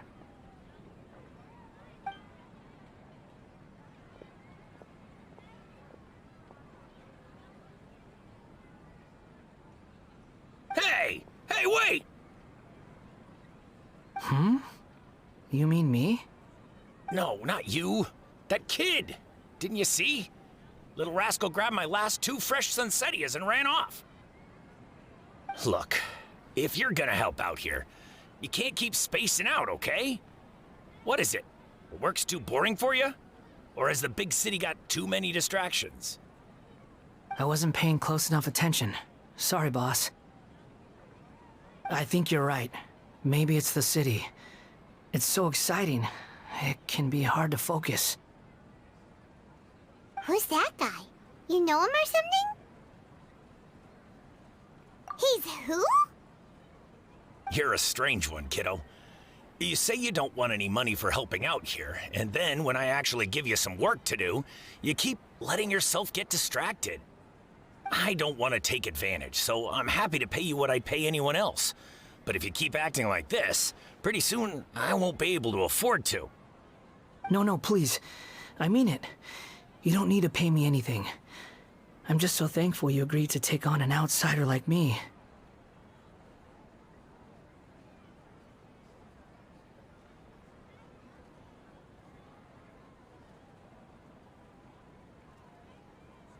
You're welcome, I guess.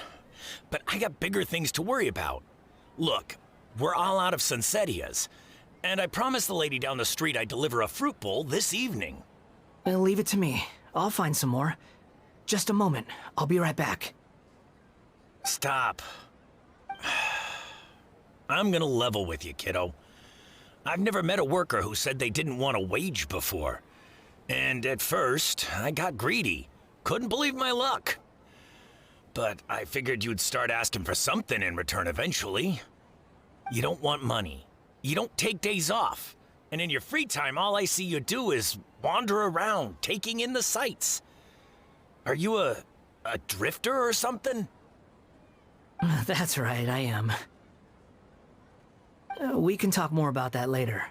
First, let me get those fruits you needed. Sunsettias, was it? I'll be right back. Hey, what do we do now? Okay, stay out of sight. Don't let him see you.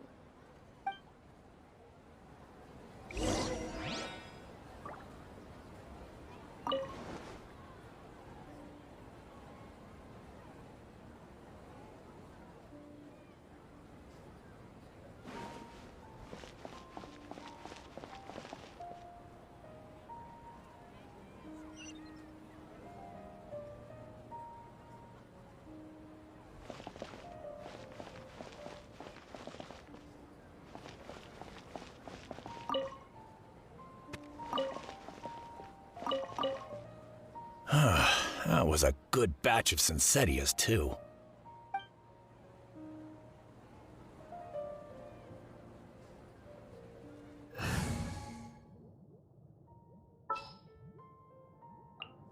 There are still so many places for us to explore. I see everything. Just an honest guy doing some honest business.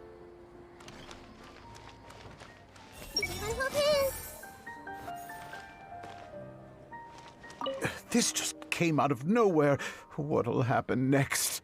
Beats me. Everyone else must also be at a loss.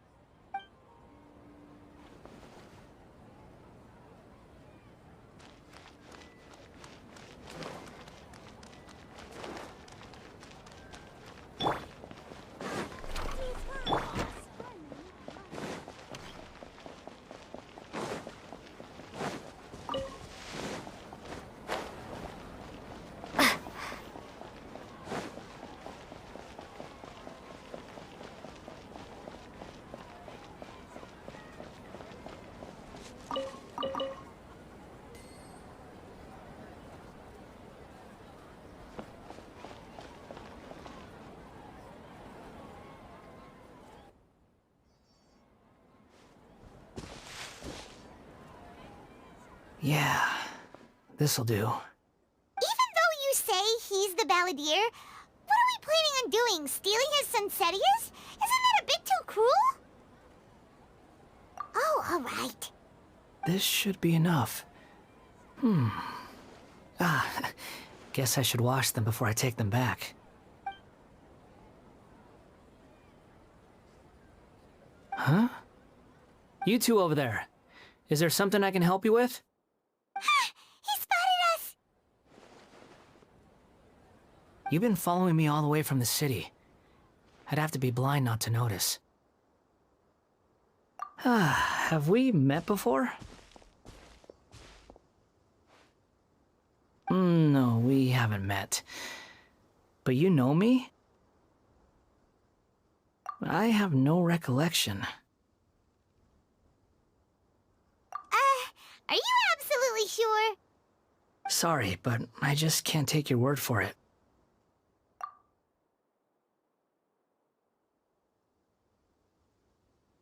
A puppet? What makes you think that? Huh? You were right! The look on his face! I guess you do know me after all. That is not something I share with a lot of people. Look, I'm just a wanderer. But seeing as you've gone through all this trouble to track me down, I'm sure whatever it is must be important. Okay, but please let me deliver these goods to my boss first. Are you really working for that guy? He said you don't want any more for it. Is that true? Yes, I ran into him out in the wilderness during a storm, and he let me take shelter in his cart. In return, I said I'd be his helper for a while. That's oddly nice of you. Let me take these back. Then I'll come with you, okay? Then let's return to the city.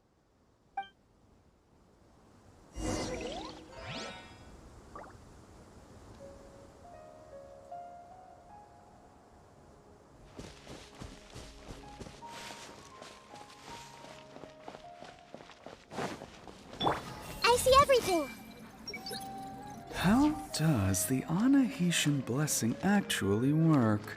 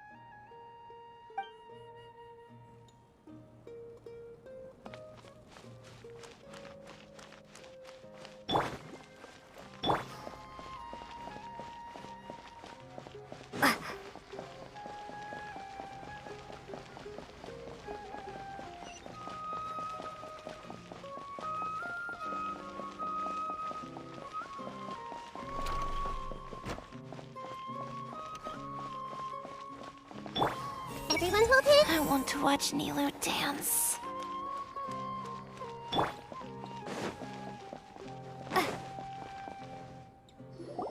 Here you go, boss. I'll leave them right here. Oh, you really went and picked some more. Who are these two? Something's come up, and they need to borrow me.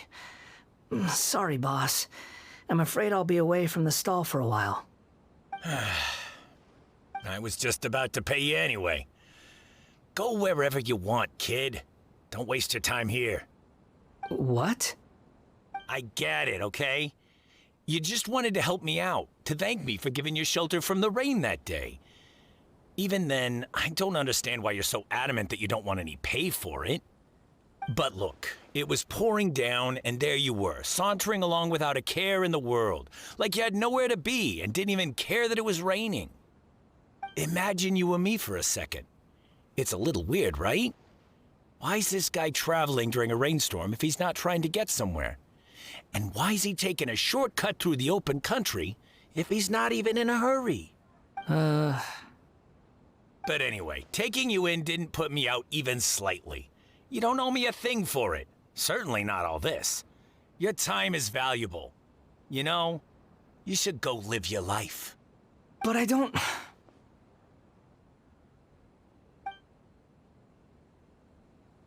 No, you're right. Then I suppose this is where we say goodbye. Thank you again for taking me into the city. Don't mention it, kiddo. I've run into all kinds of characters over the years. I just hope you find your path. Thank you. All right, done. Thanks for waiting for me. We can go now.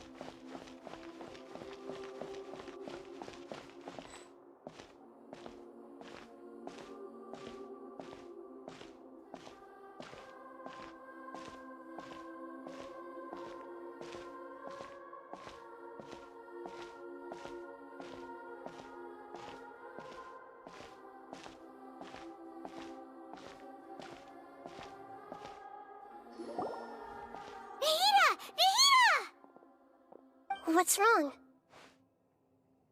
Huh? Are you? Hello.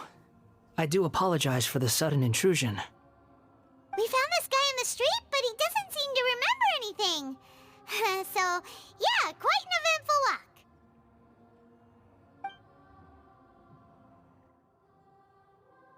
You say that you are trekking across Teyvat to train yourself.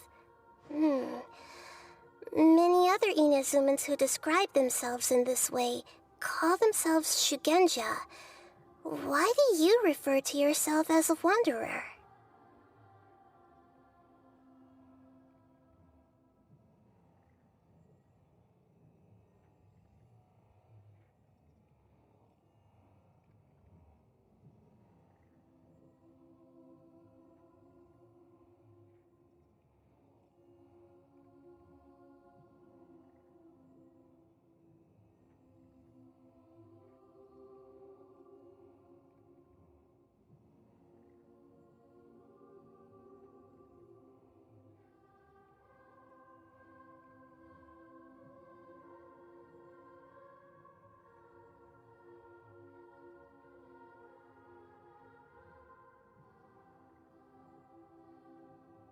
Well, it seems more relevant in my case.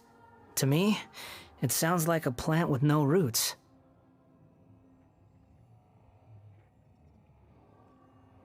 But these two claim that they know me, and that I have a hidden past unknown even to myself.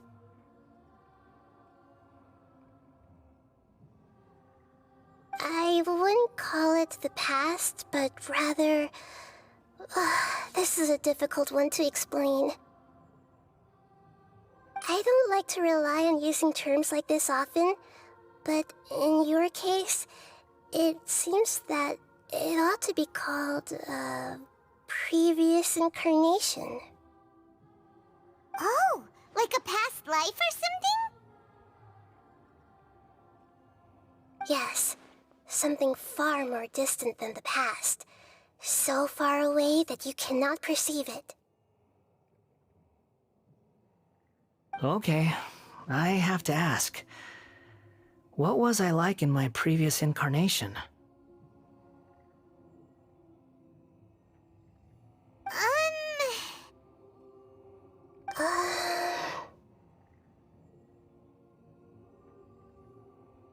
Oh, okay. I see. You want to tell me, but you can't bring yourselves to say it. Looks like I didn't have the most wonderful existence in my previous incarnation.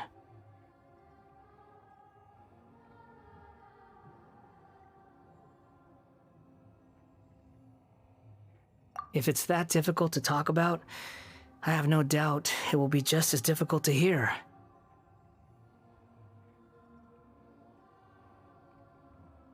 But I'll be able to handle it. Please, tell me the truth.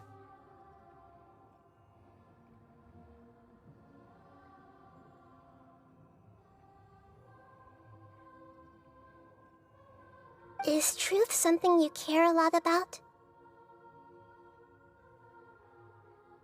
Yes. Then I'll be straight with you. In your previous incarnation, you did many things that would be considered evil.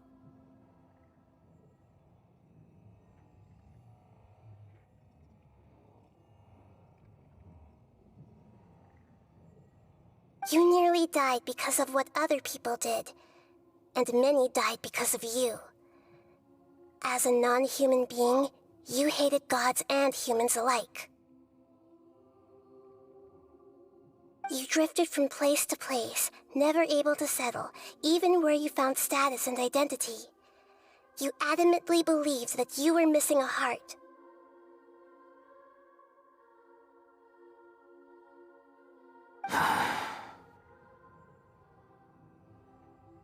Actions rooted in persistence sometimes bear bitter fruit. Sometimes, you have to let parts of yourself go, or you'll never be happy.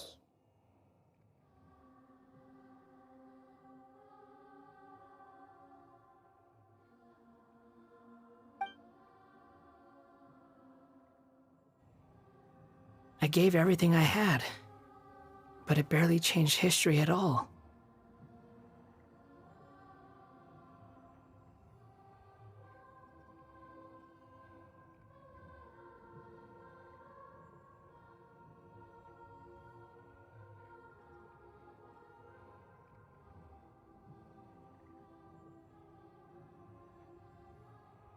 In terms of the outcome alone, that's true. I don't think I can judge everything I've heard purely in terms of right and wrong. Each choice a person makes belongs to a specific place and time, a chain of cause and effect, a cycle of karma and consequence. That is the nature of truth. If one thing is right, its opposite must be wrong. And yet, dichotomies like this are not enough to explain the world in all of its complexity.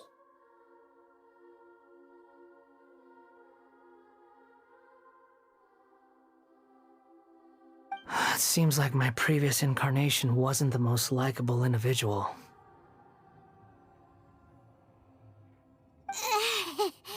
We're not trying to hurt your feelings or anything, but yeah, we weren't your biggest fans.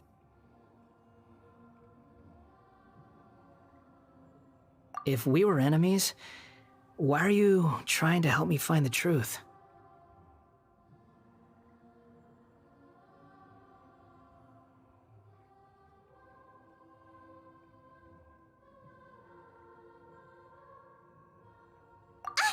This is so frustrating! This guy's supposed to be our arch enemy, but now he's just some random stranger we met on the street! He's got so much to answer for, but we can't make him talk because he doesn't remember anything. What a weird situation.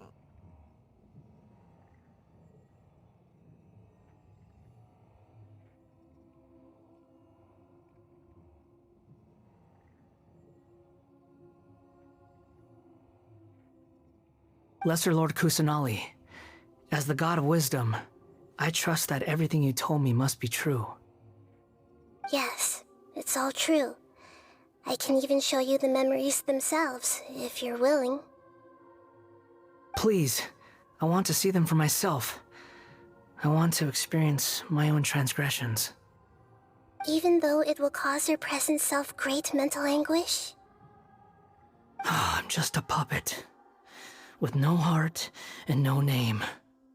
There is nothing in this world for me to cling to fill the void within me. Except maybe these sins that can never be undone. Very well. As you wish. Wait, shouldn't we go with him? This one's kind of on us for bringing him here. Don't worry. Whatever danger I might face, it's my burden to bear. Traveler, could I ask you to supervise him on my behalf? Oh, good point. Given your, unique situation, we'd better keep an eye on you. Understood. Thank you. Now, prepare yourselves, everyone.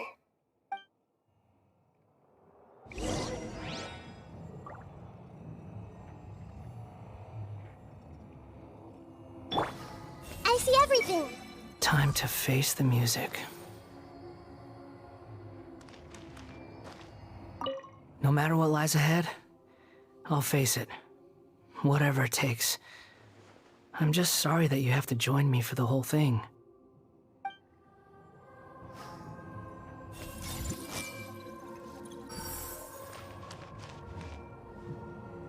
It's time to get ready.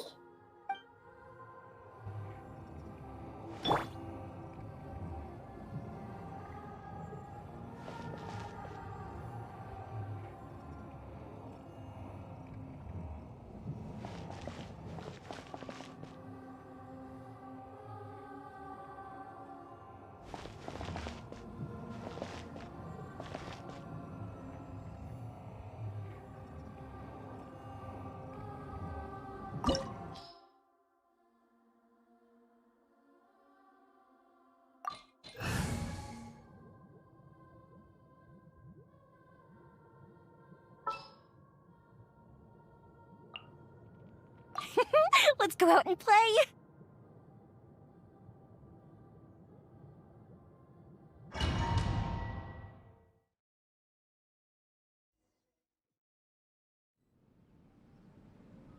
This looks like Inazuma. Right now, you're in a dream I created using information extracted from your memories. These memories will show you the raw truth, but be aware that enemies may react just like in the real world. Please be careful. Sounds like an immersive experience. It's a good thing we came along. You don't need to do this for me. I don't deserve your protection. We never give up halfway. Well, we had to once, but that was your doing. All right. Thanks. Wanderer, this is the Shake Pavilion. In your Balladeer incarnation, this is where the Electro Archon placed you after your creation. You had a great many memories here. Is that because this is kind of like his birthplace? You could say that, in a sense. You'll see why shortly. I hear footsteps. This place is huge. I can't believe the landslide didn't fill it in. I wonder who built it. The Crystal Marrow Miners? No, there's no way. Look at this exquisite construction work, and so well preserved, too. No mining crew would be capable of this. There's someone passed out on the ground. Who are you? You're awake. What happened? How'd you get stuck here? Are you injured? Not a scratch. And these fine clothes. Who are you? This man is Katsuragi, deputy to Torichio's adopted son, Mikoshi Nagamasa. He found the balladeer in Shake Pavilion and took him back to Tatarasuna.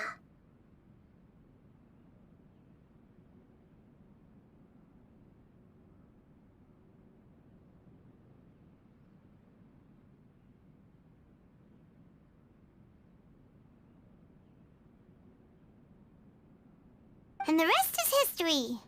Well, it used to be.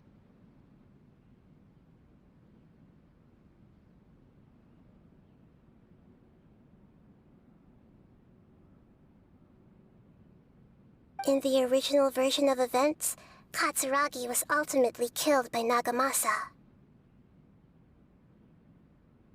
Let me get you out of here.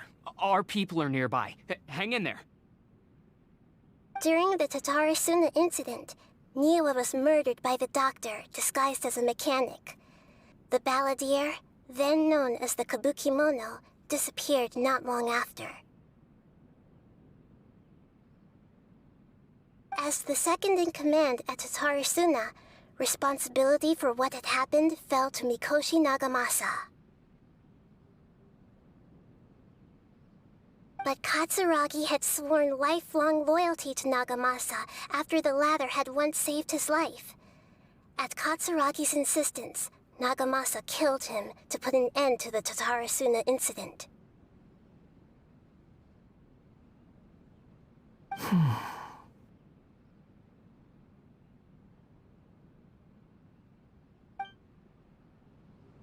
Katsuragi seems like he was a good guy. He looks like a warrior, but he has a kind face. Why couldn't he live a long and happy life?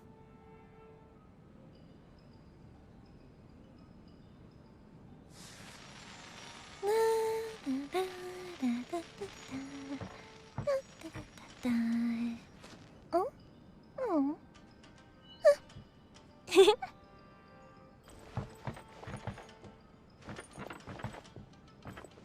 Up and away.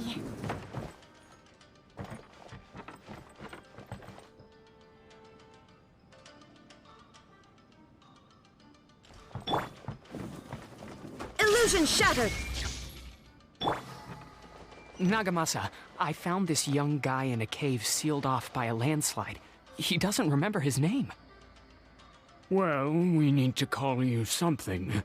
I hear the workers are calling you the Kabukimono. That's fine with me. Katsuragi, report to Niwa. Tell him we have someone new joining us.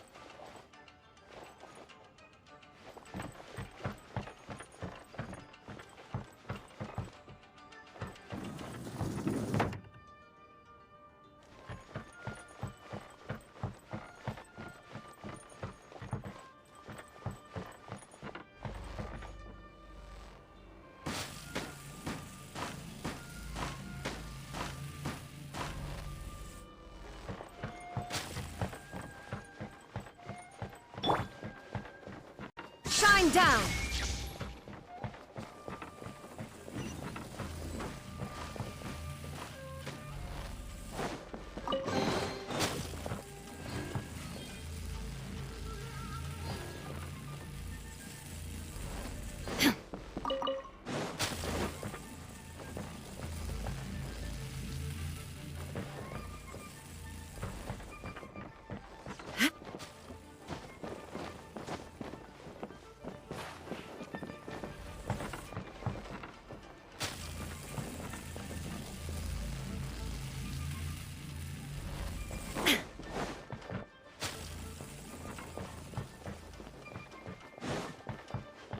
There is no escape!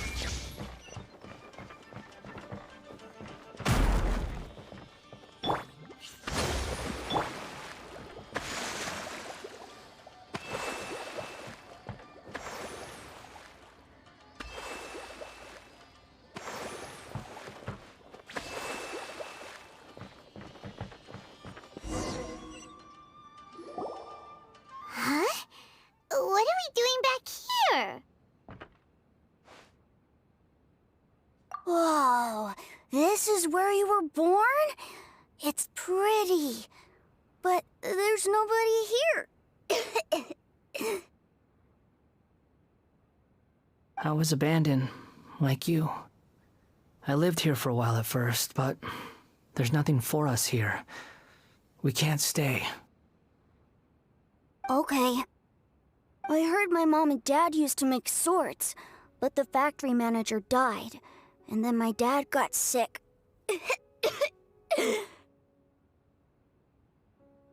He kept coughing all the time, just like me. Then Mom started coughing too. But you can't. You promised me. Yup, we're family now. We're gonna be together forever and ever. This child didn't have a name. Or rather, the balladeer didn't know what to call him. His father died before he could name him. After his mother died, the child stayed in their straw hut alone. Some of the neighbors helped to raise him. After leaving Tatarasuna, the balladeer ran into this child who didn't have a name, just like him.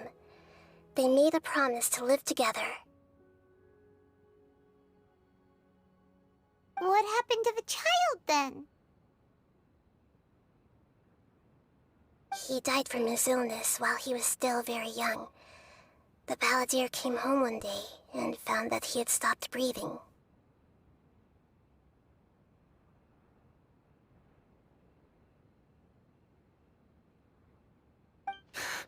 Hey! What's wrong? Say something!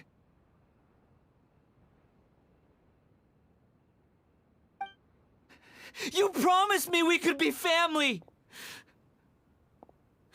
You're no different from Niwa and all the others. You betrayed me too.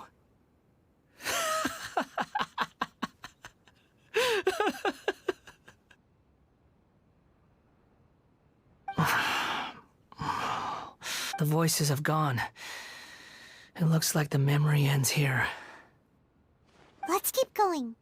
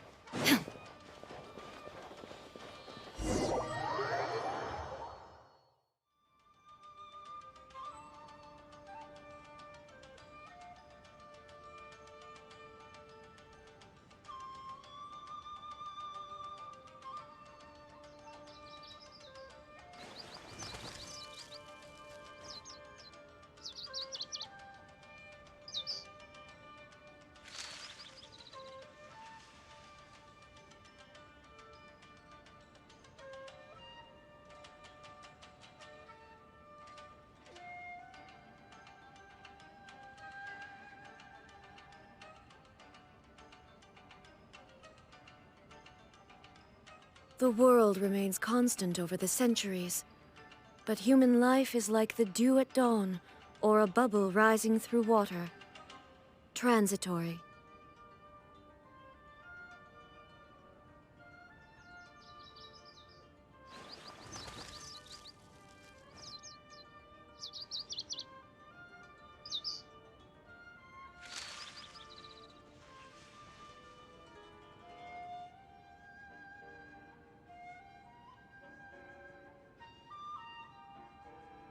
You do realize you're blocking my path. I come not to obstruct you. I've been waiting. What you are truly is a weapon, one that could be wielded with an iron will. Or you could continue to drift aimlessly. Are you trying to win me over? The long-fated rebellion has begun. Why not take your place at the banquet and join those who shall feast?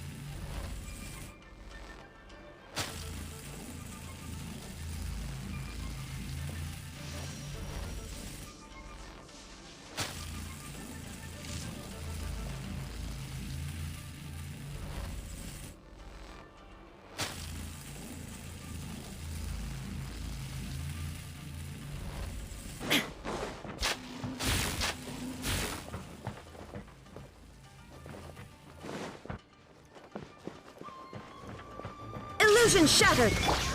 This may hurt a little. Allow me. The fuse is lit.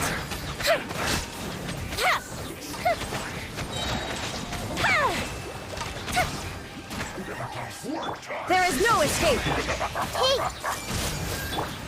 It isn't time for a fight yet! Billowing surge! My duty. I miscalculated.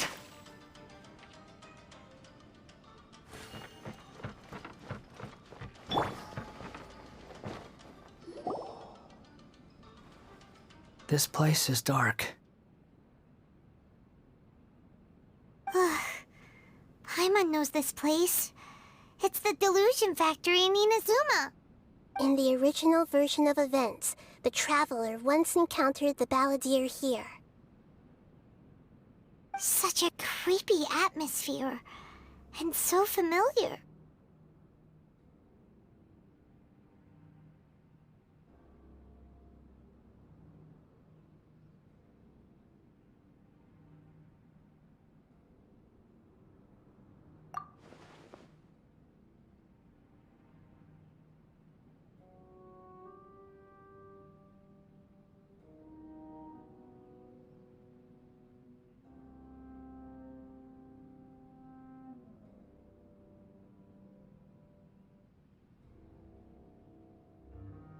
Hey, look over there!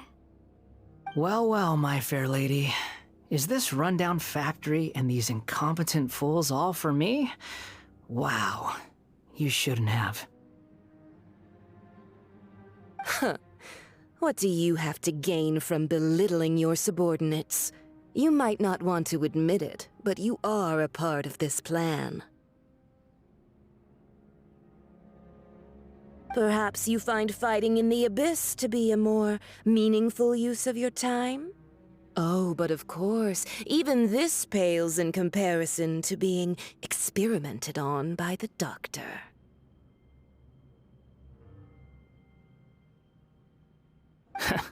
What a sharp tongue you have. Funny how negotiating never seems to be your strong suit. For the task ahead, I suggest you keep your true feelings to yourself. Save your breath. I know what I have to do. I'm sure you think so, but I still think you need to hear it. Don't start thinking you're invincible, and don't let your emotions get in the way. Surely you're not worried about me. I just can't have you getting in my way. You and Child never fail to find ways to complicate things. I'm merely lighting a little fire in this chaotic nation. But you Being tossed out like trash must make you want to destroy it completely. Do you remember the last time you were here? That was a lot of swordsmiths you killed. I'm sure the descendants of the Raiden Gokaden are still suffering the consequences now. Look at you. Oh, don't get so sentimental. Now, give that poor little tongue of yours a rest and stop pretending like you're above everyone else.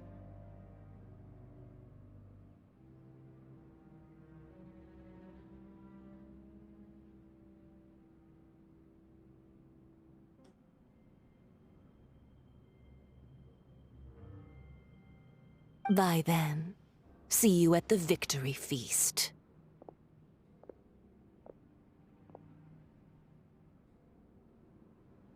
Poor little tongue? She's playing with fire talking to me like that. Who does she think she is? Forget it. Someone might find me here any minute now. I should prepare to give them a warm welcome.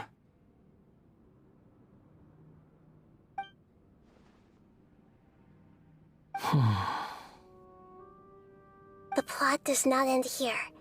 There is more of this story to come. Wanderer, are you able to continue?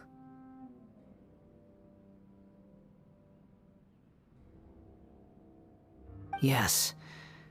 Please don't worry about me.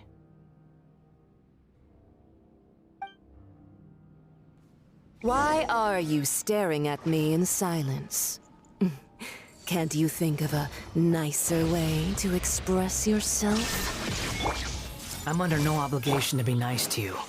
Besides, I thought nothing mattered to you except results and your own interests.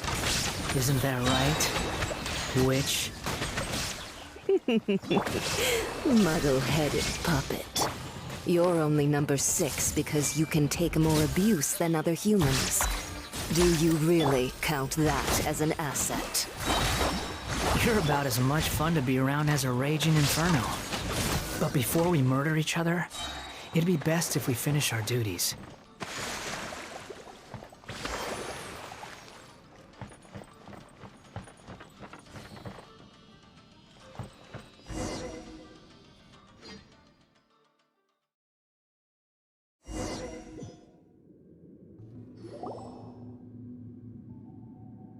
Looks like we have arrived in Sumeru.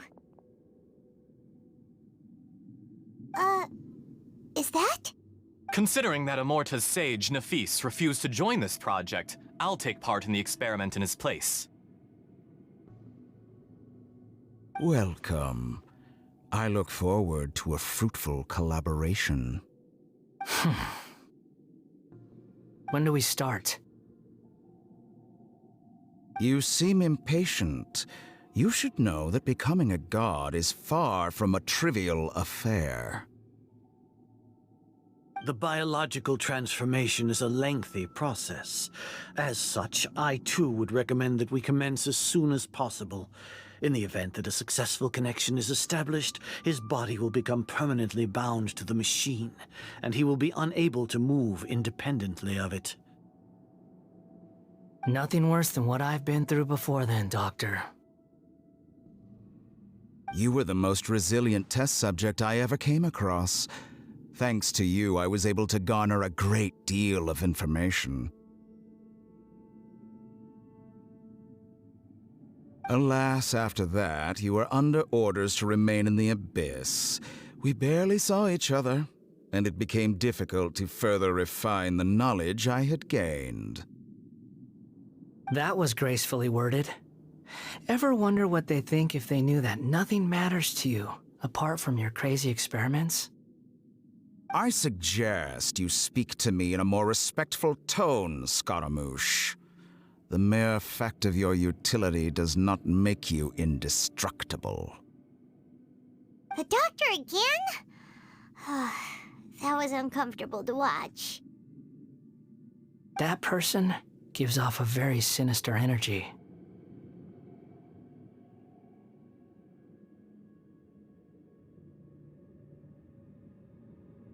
It's normal for him to give you the creeps. He scares the bejeebers out of Paimon.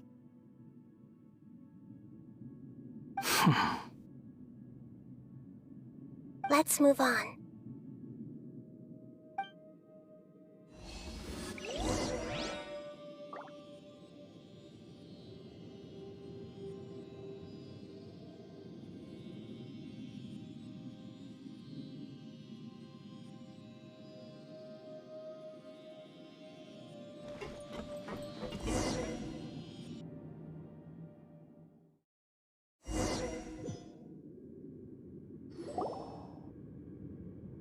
You're a god. Do you think I'm evil? If you accept that he is you, just as you are you, then yes, you are evil. In your eyes, are there any differences between humans and puppets? Do you think there are any differences between your present self and your previous and future incarnations? If not, then what are the differences between humans and puppets? Whoever has tasted the joys and sorrows of life in the human realm is human. Whoever has loved and lost, cried with grief, howled with rage at the tragedy of death that eclipses the miracle of life, they are human too.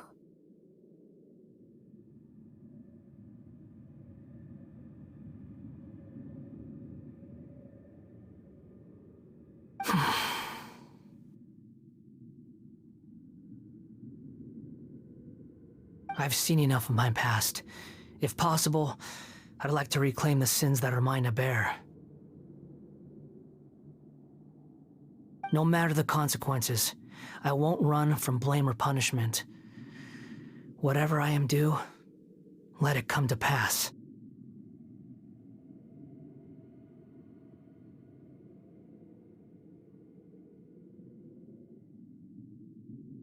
Can you return my memories to me? Huh? But won't that mean you'll lose your current identity?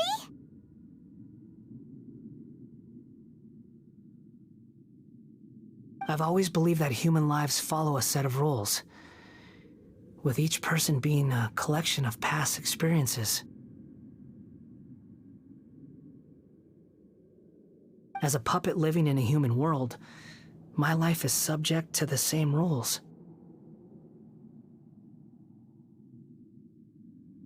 Regaining your memories means reverting completely to your previous incarnation. All the emotions that you discarded will return to you.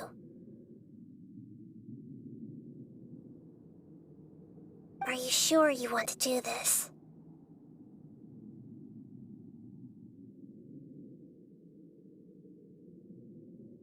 I've lived with a void in my chest my whole life. My creator didn't need me. And ever since I awoke, I've just drifted from one place to the next.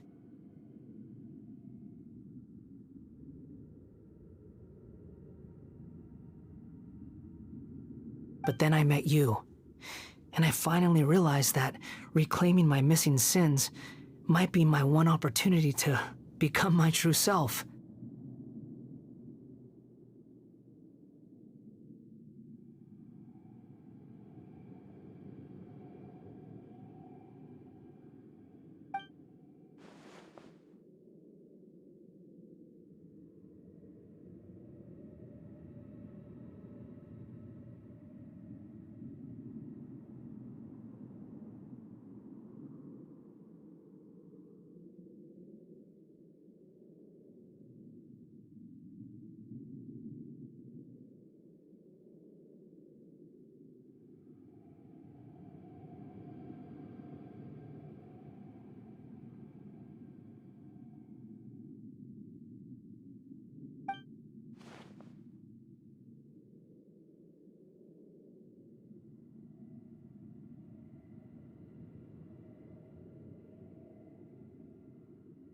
I've always felt I have an innate tendency to yearn for something more, in a way that goes deeper than for most people. But for all my soul-searching as a Shugenja, I've never fully understood it. Looking at it now, it seems that I brought this curse upon myself. So I beg you, grant me this opportunity to gain a purpose, to change my destiny, and end my wandering. Very well. Since your mind is made up, I will return to you that which is yours.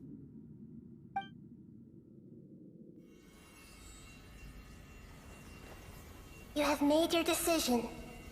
Now, take this.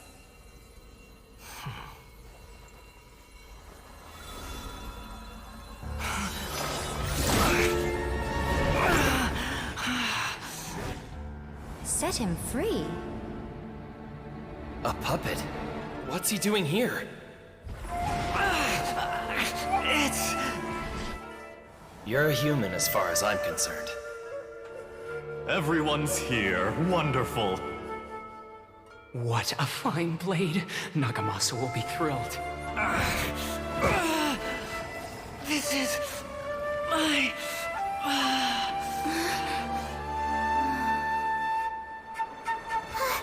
Is he alright?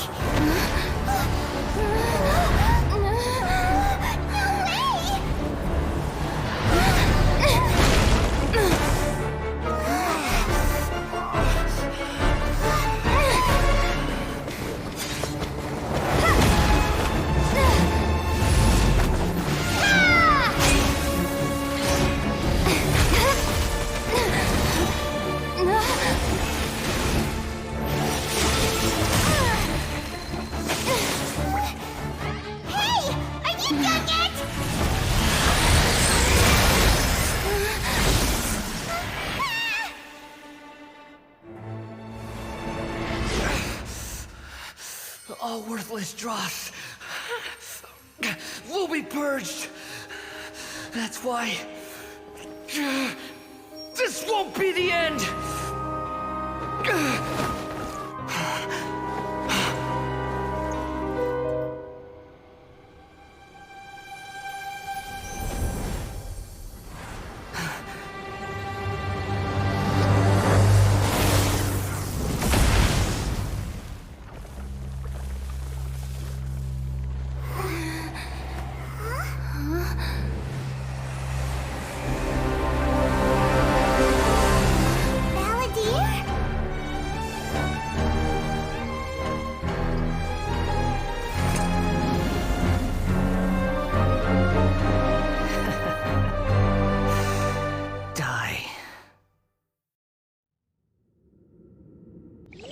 This is trying my patience.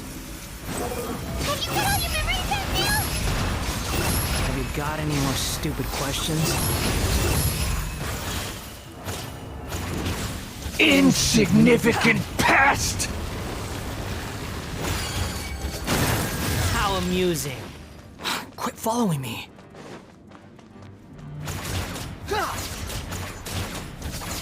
Squall and Fury.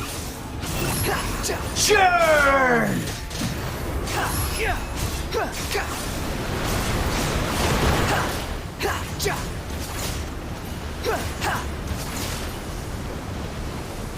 Behold! At my command, you shall fall! Too slow. Squall and Fury. Insignificant past! Bow your head!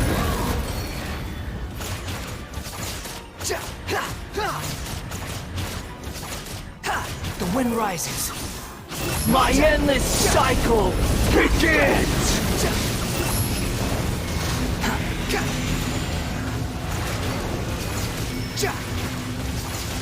Behold!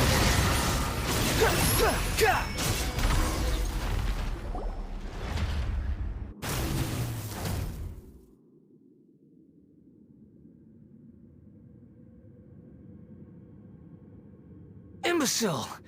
Get out of my sight. It disappeared. Did we win?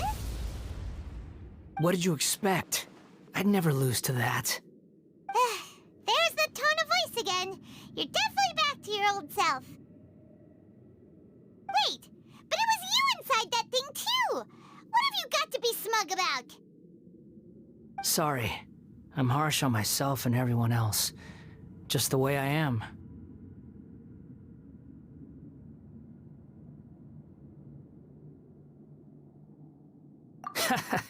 You sound like you're concerned about me. But don't worry. Thanks to you, even if I didn't change a thing, at least I now know the truth. The memory recovery seems to have been a success. This dream has served its purpose.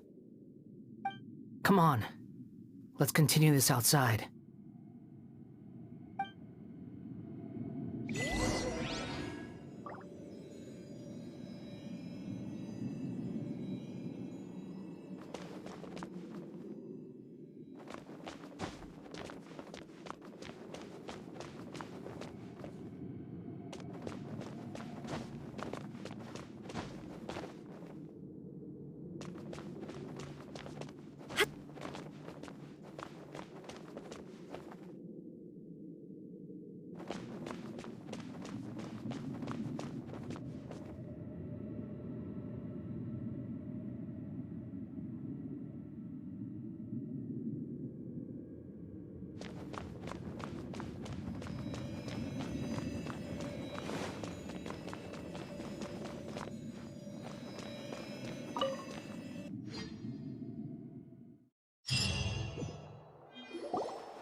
Welcome back, Traveler, Paimon, Balladeer. It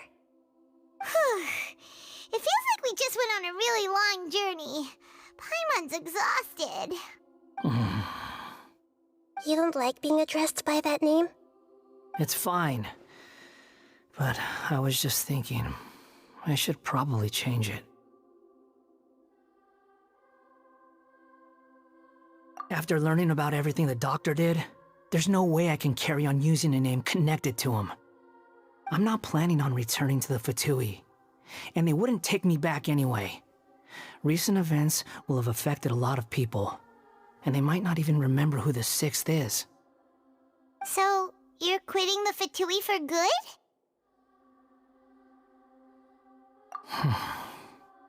It's like you said, Lesser Lord Kusanali. Everything may look futile, but it wasn't completely meaningless. At least I made a lot of people forget about me. But that doesn't mean your own past has disappeared. Of course.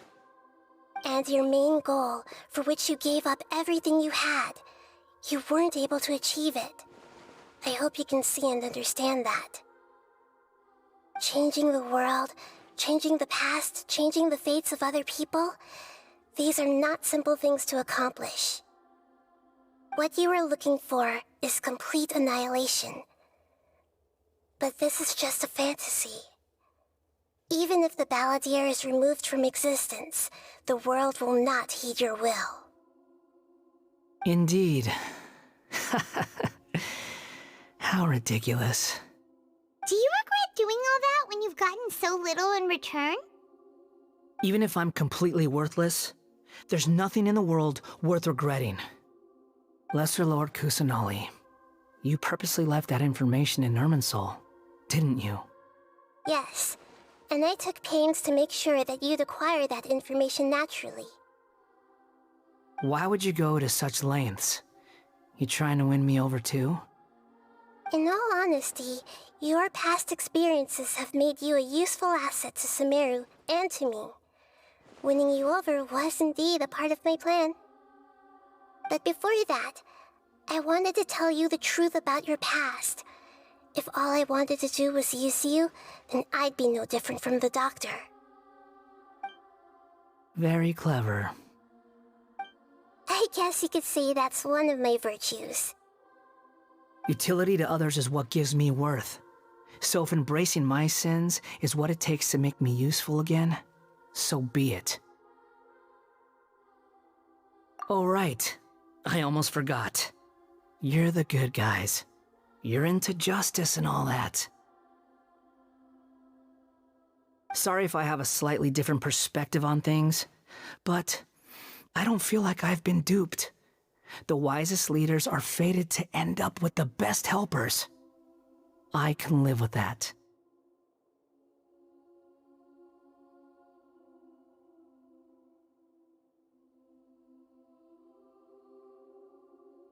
I'm glad you're able to think of it in that way. Traveler, in the future, I'll continue to search Irminsul more deeply and see what secrets can be uncovered, including the beginning of your twins' journey recorded in Irminsul. What exactly happened before and after that point? I want to know as well. I will try. Traveler. After I dove into the information torrents in Irminsul, why did you go to Inazuma? So that's how you found out whose fate had changed. And how. Well, whatever your reasons, you did me a favor. And I'll do everything I can to pay it back.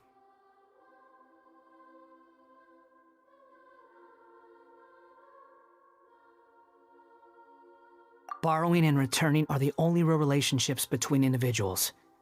I'll balance the books one day. Don't you worry. That's not true. A relationship between two people is not simply a ledger that can be reset to zero. I think deep down you realize this. People who show up in your life don't just evaporate like water drops and leave nothing behind. There is no such thing as balancing the books. Some things in this world can never be brought back, and they can never be changed, which is why there is emotion in the human world. Everything that you feel is real and lasting, and whatever is missing in you will not be made whole. To be human is to live with imperfections. You can choose whether or not you want to be human. But humans can't live without a heart, can they? Anyway, I gave up trying to become a human a long time ago. You understand what pain is perfectly well, even without a heart. You're just bearing your feelings. The past is set in stone, but you can keep moving on. And the longer your future lasts, the shorter your past will become, until one day, it is but a tiny fraction of your life.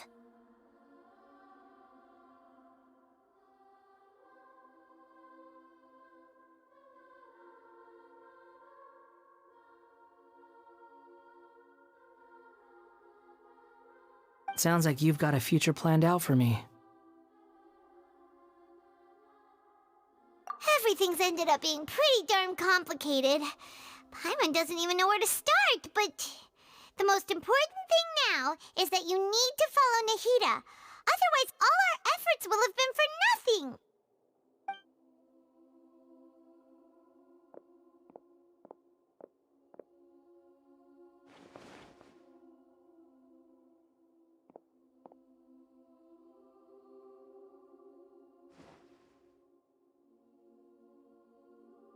Then I guess I'll be helping you from behind the scenes from now on. I'm glad that you've accepted our proposal. Why don't you choose a new name to celebrate? Ooh! Paimon wants to pick an ugly nickname for you, too! Why? Because Paimon still doesn't like you that much. Then I hope we don't see much of each other in the future. A name is life's first gift. You didn't say it out loud, but I know that's what you're thinking. The Traveler and Paimon have helped you a lot. If you can't decide on a new name, maybe you can ask them for ideas.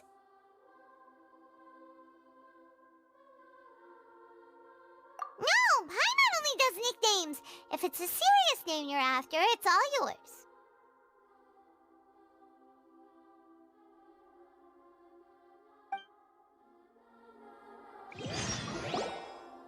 Have you got anything?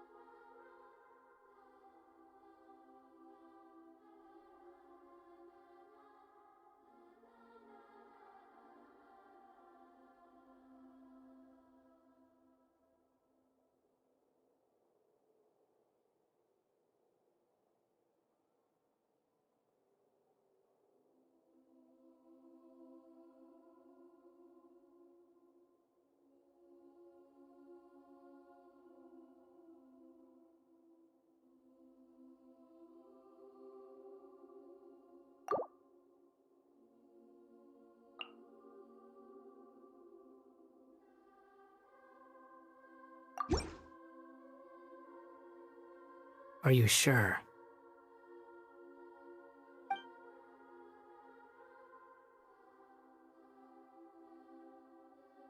Oh, alright.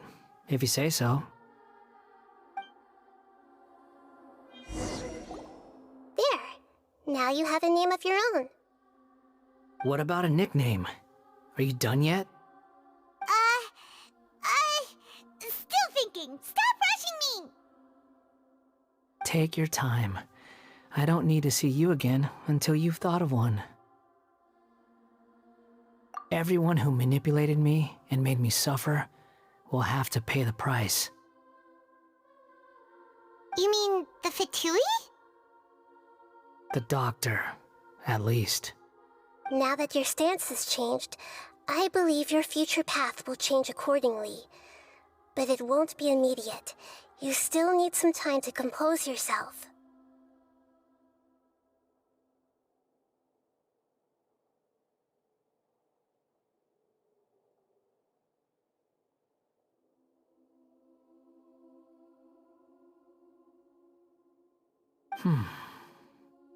One more thing.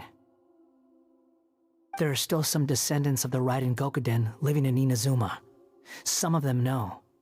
Well, they ought to know about the connection between Raiden Gokuden and myself.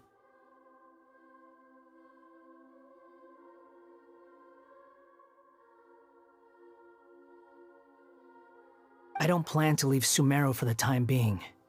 If you see them in Inazuma, please tell them that I was the one responsible for the Raiden Gokuden's downfall.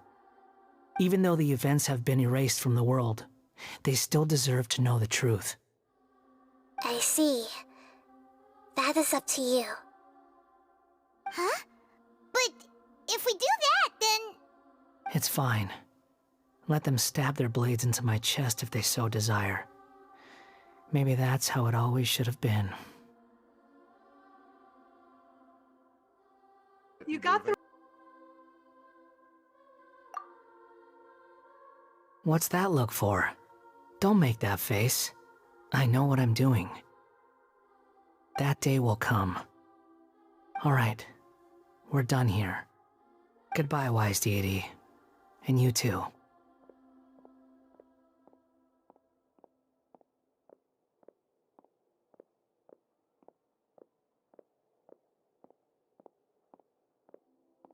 He's gone. What he went through today would have been like living an entire lifetime in an instant. He'll need some time to calm down. Yeah, true. But even so, after everything that's happened, he doesn't seem quite as fierce anymore.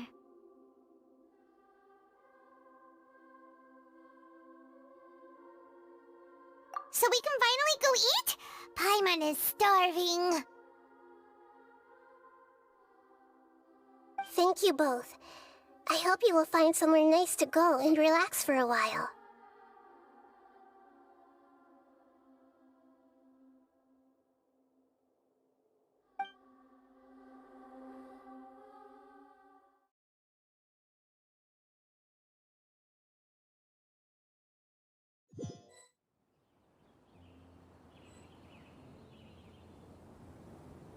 I've got it! I can end my novel with some words from Mikoshi Nagamasa. You mean because everyone else in the story is dead? Yeah, I heard that Mikoshi Nagamasa died at a ripe old age. He's the perfect fit to be the narrator of the epilogue. The dark clouds had dissipated, but they continued to cast their shadow in Mikoshi Nagamasa's mind for decades to come. Then, one night, as an old man, he had a dream. On the night when that prized blade, the Daitatara Nagamasa, was forged, the people rejoiced, and there was painting, dancing, and drinking. All these expressions of joy melted down in the furnace fire and turned into red clouds that rallied around the final sunrise that Mikoshi Nagamasa saw in his lifetime. Life is a story too long to be told, a journey that you must walk to behold.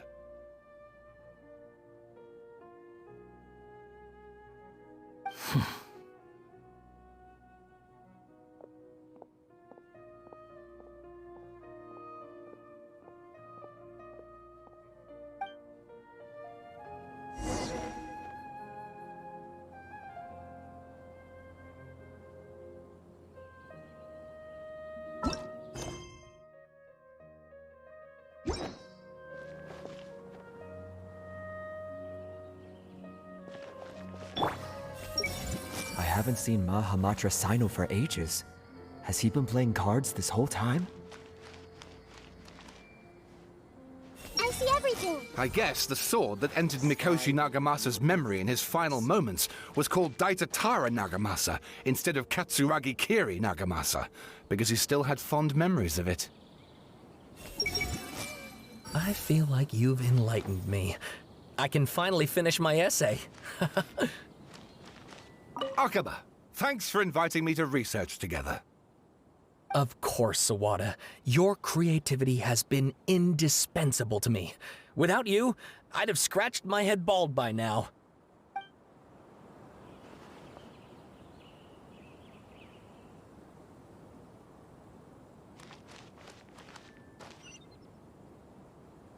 The sky will reveal everything.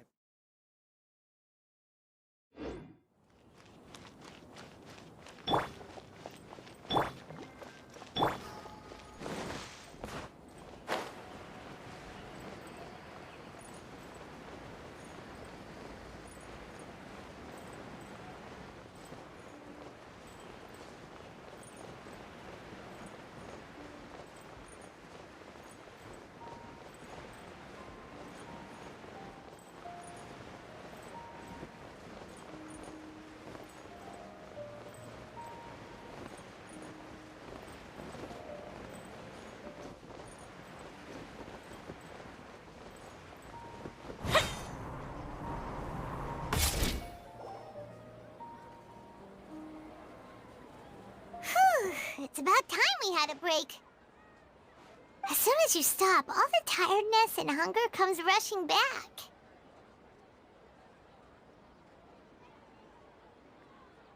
Wow, great!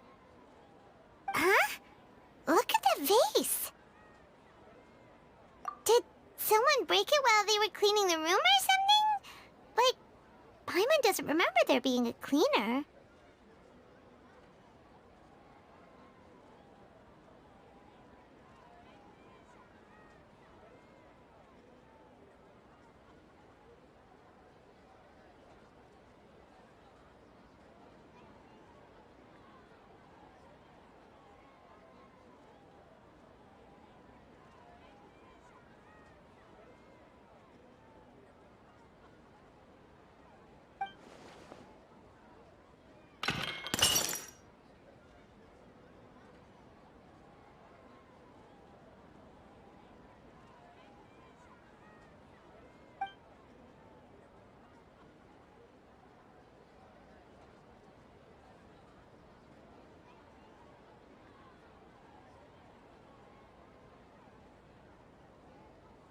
You sound lost and confused. I know why you are troubled. Any who knew of this would find their mind overwhelmed.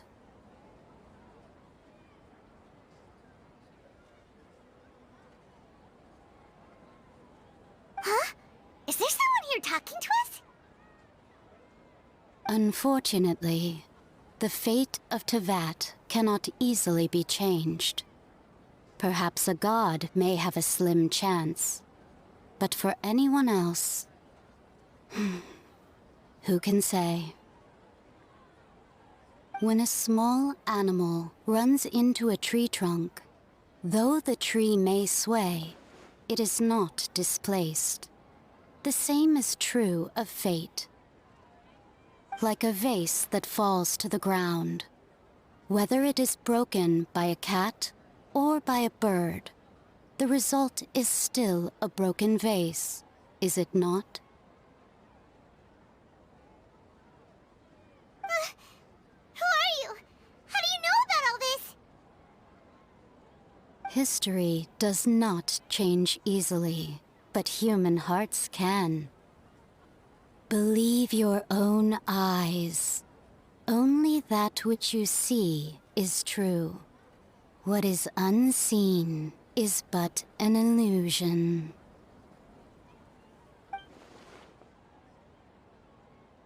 The voices disappeared. And who the heck was that? And what were they doing coming out of nowhere and saying all that scary stuff?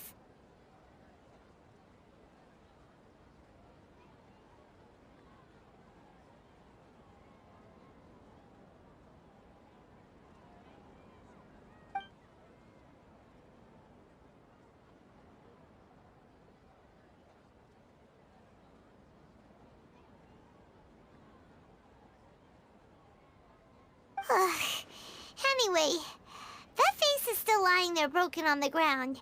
Should Paimon go get someone to clean it up? It feels wrong just leaving it there.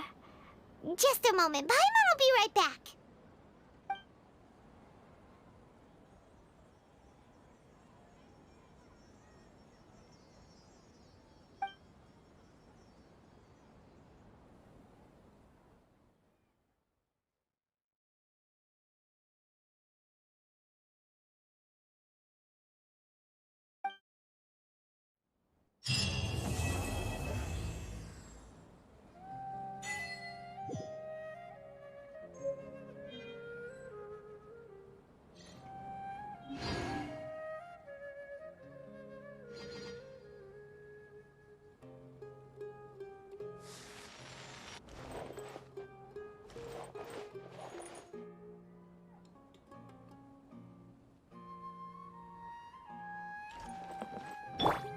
Rest and rebuild!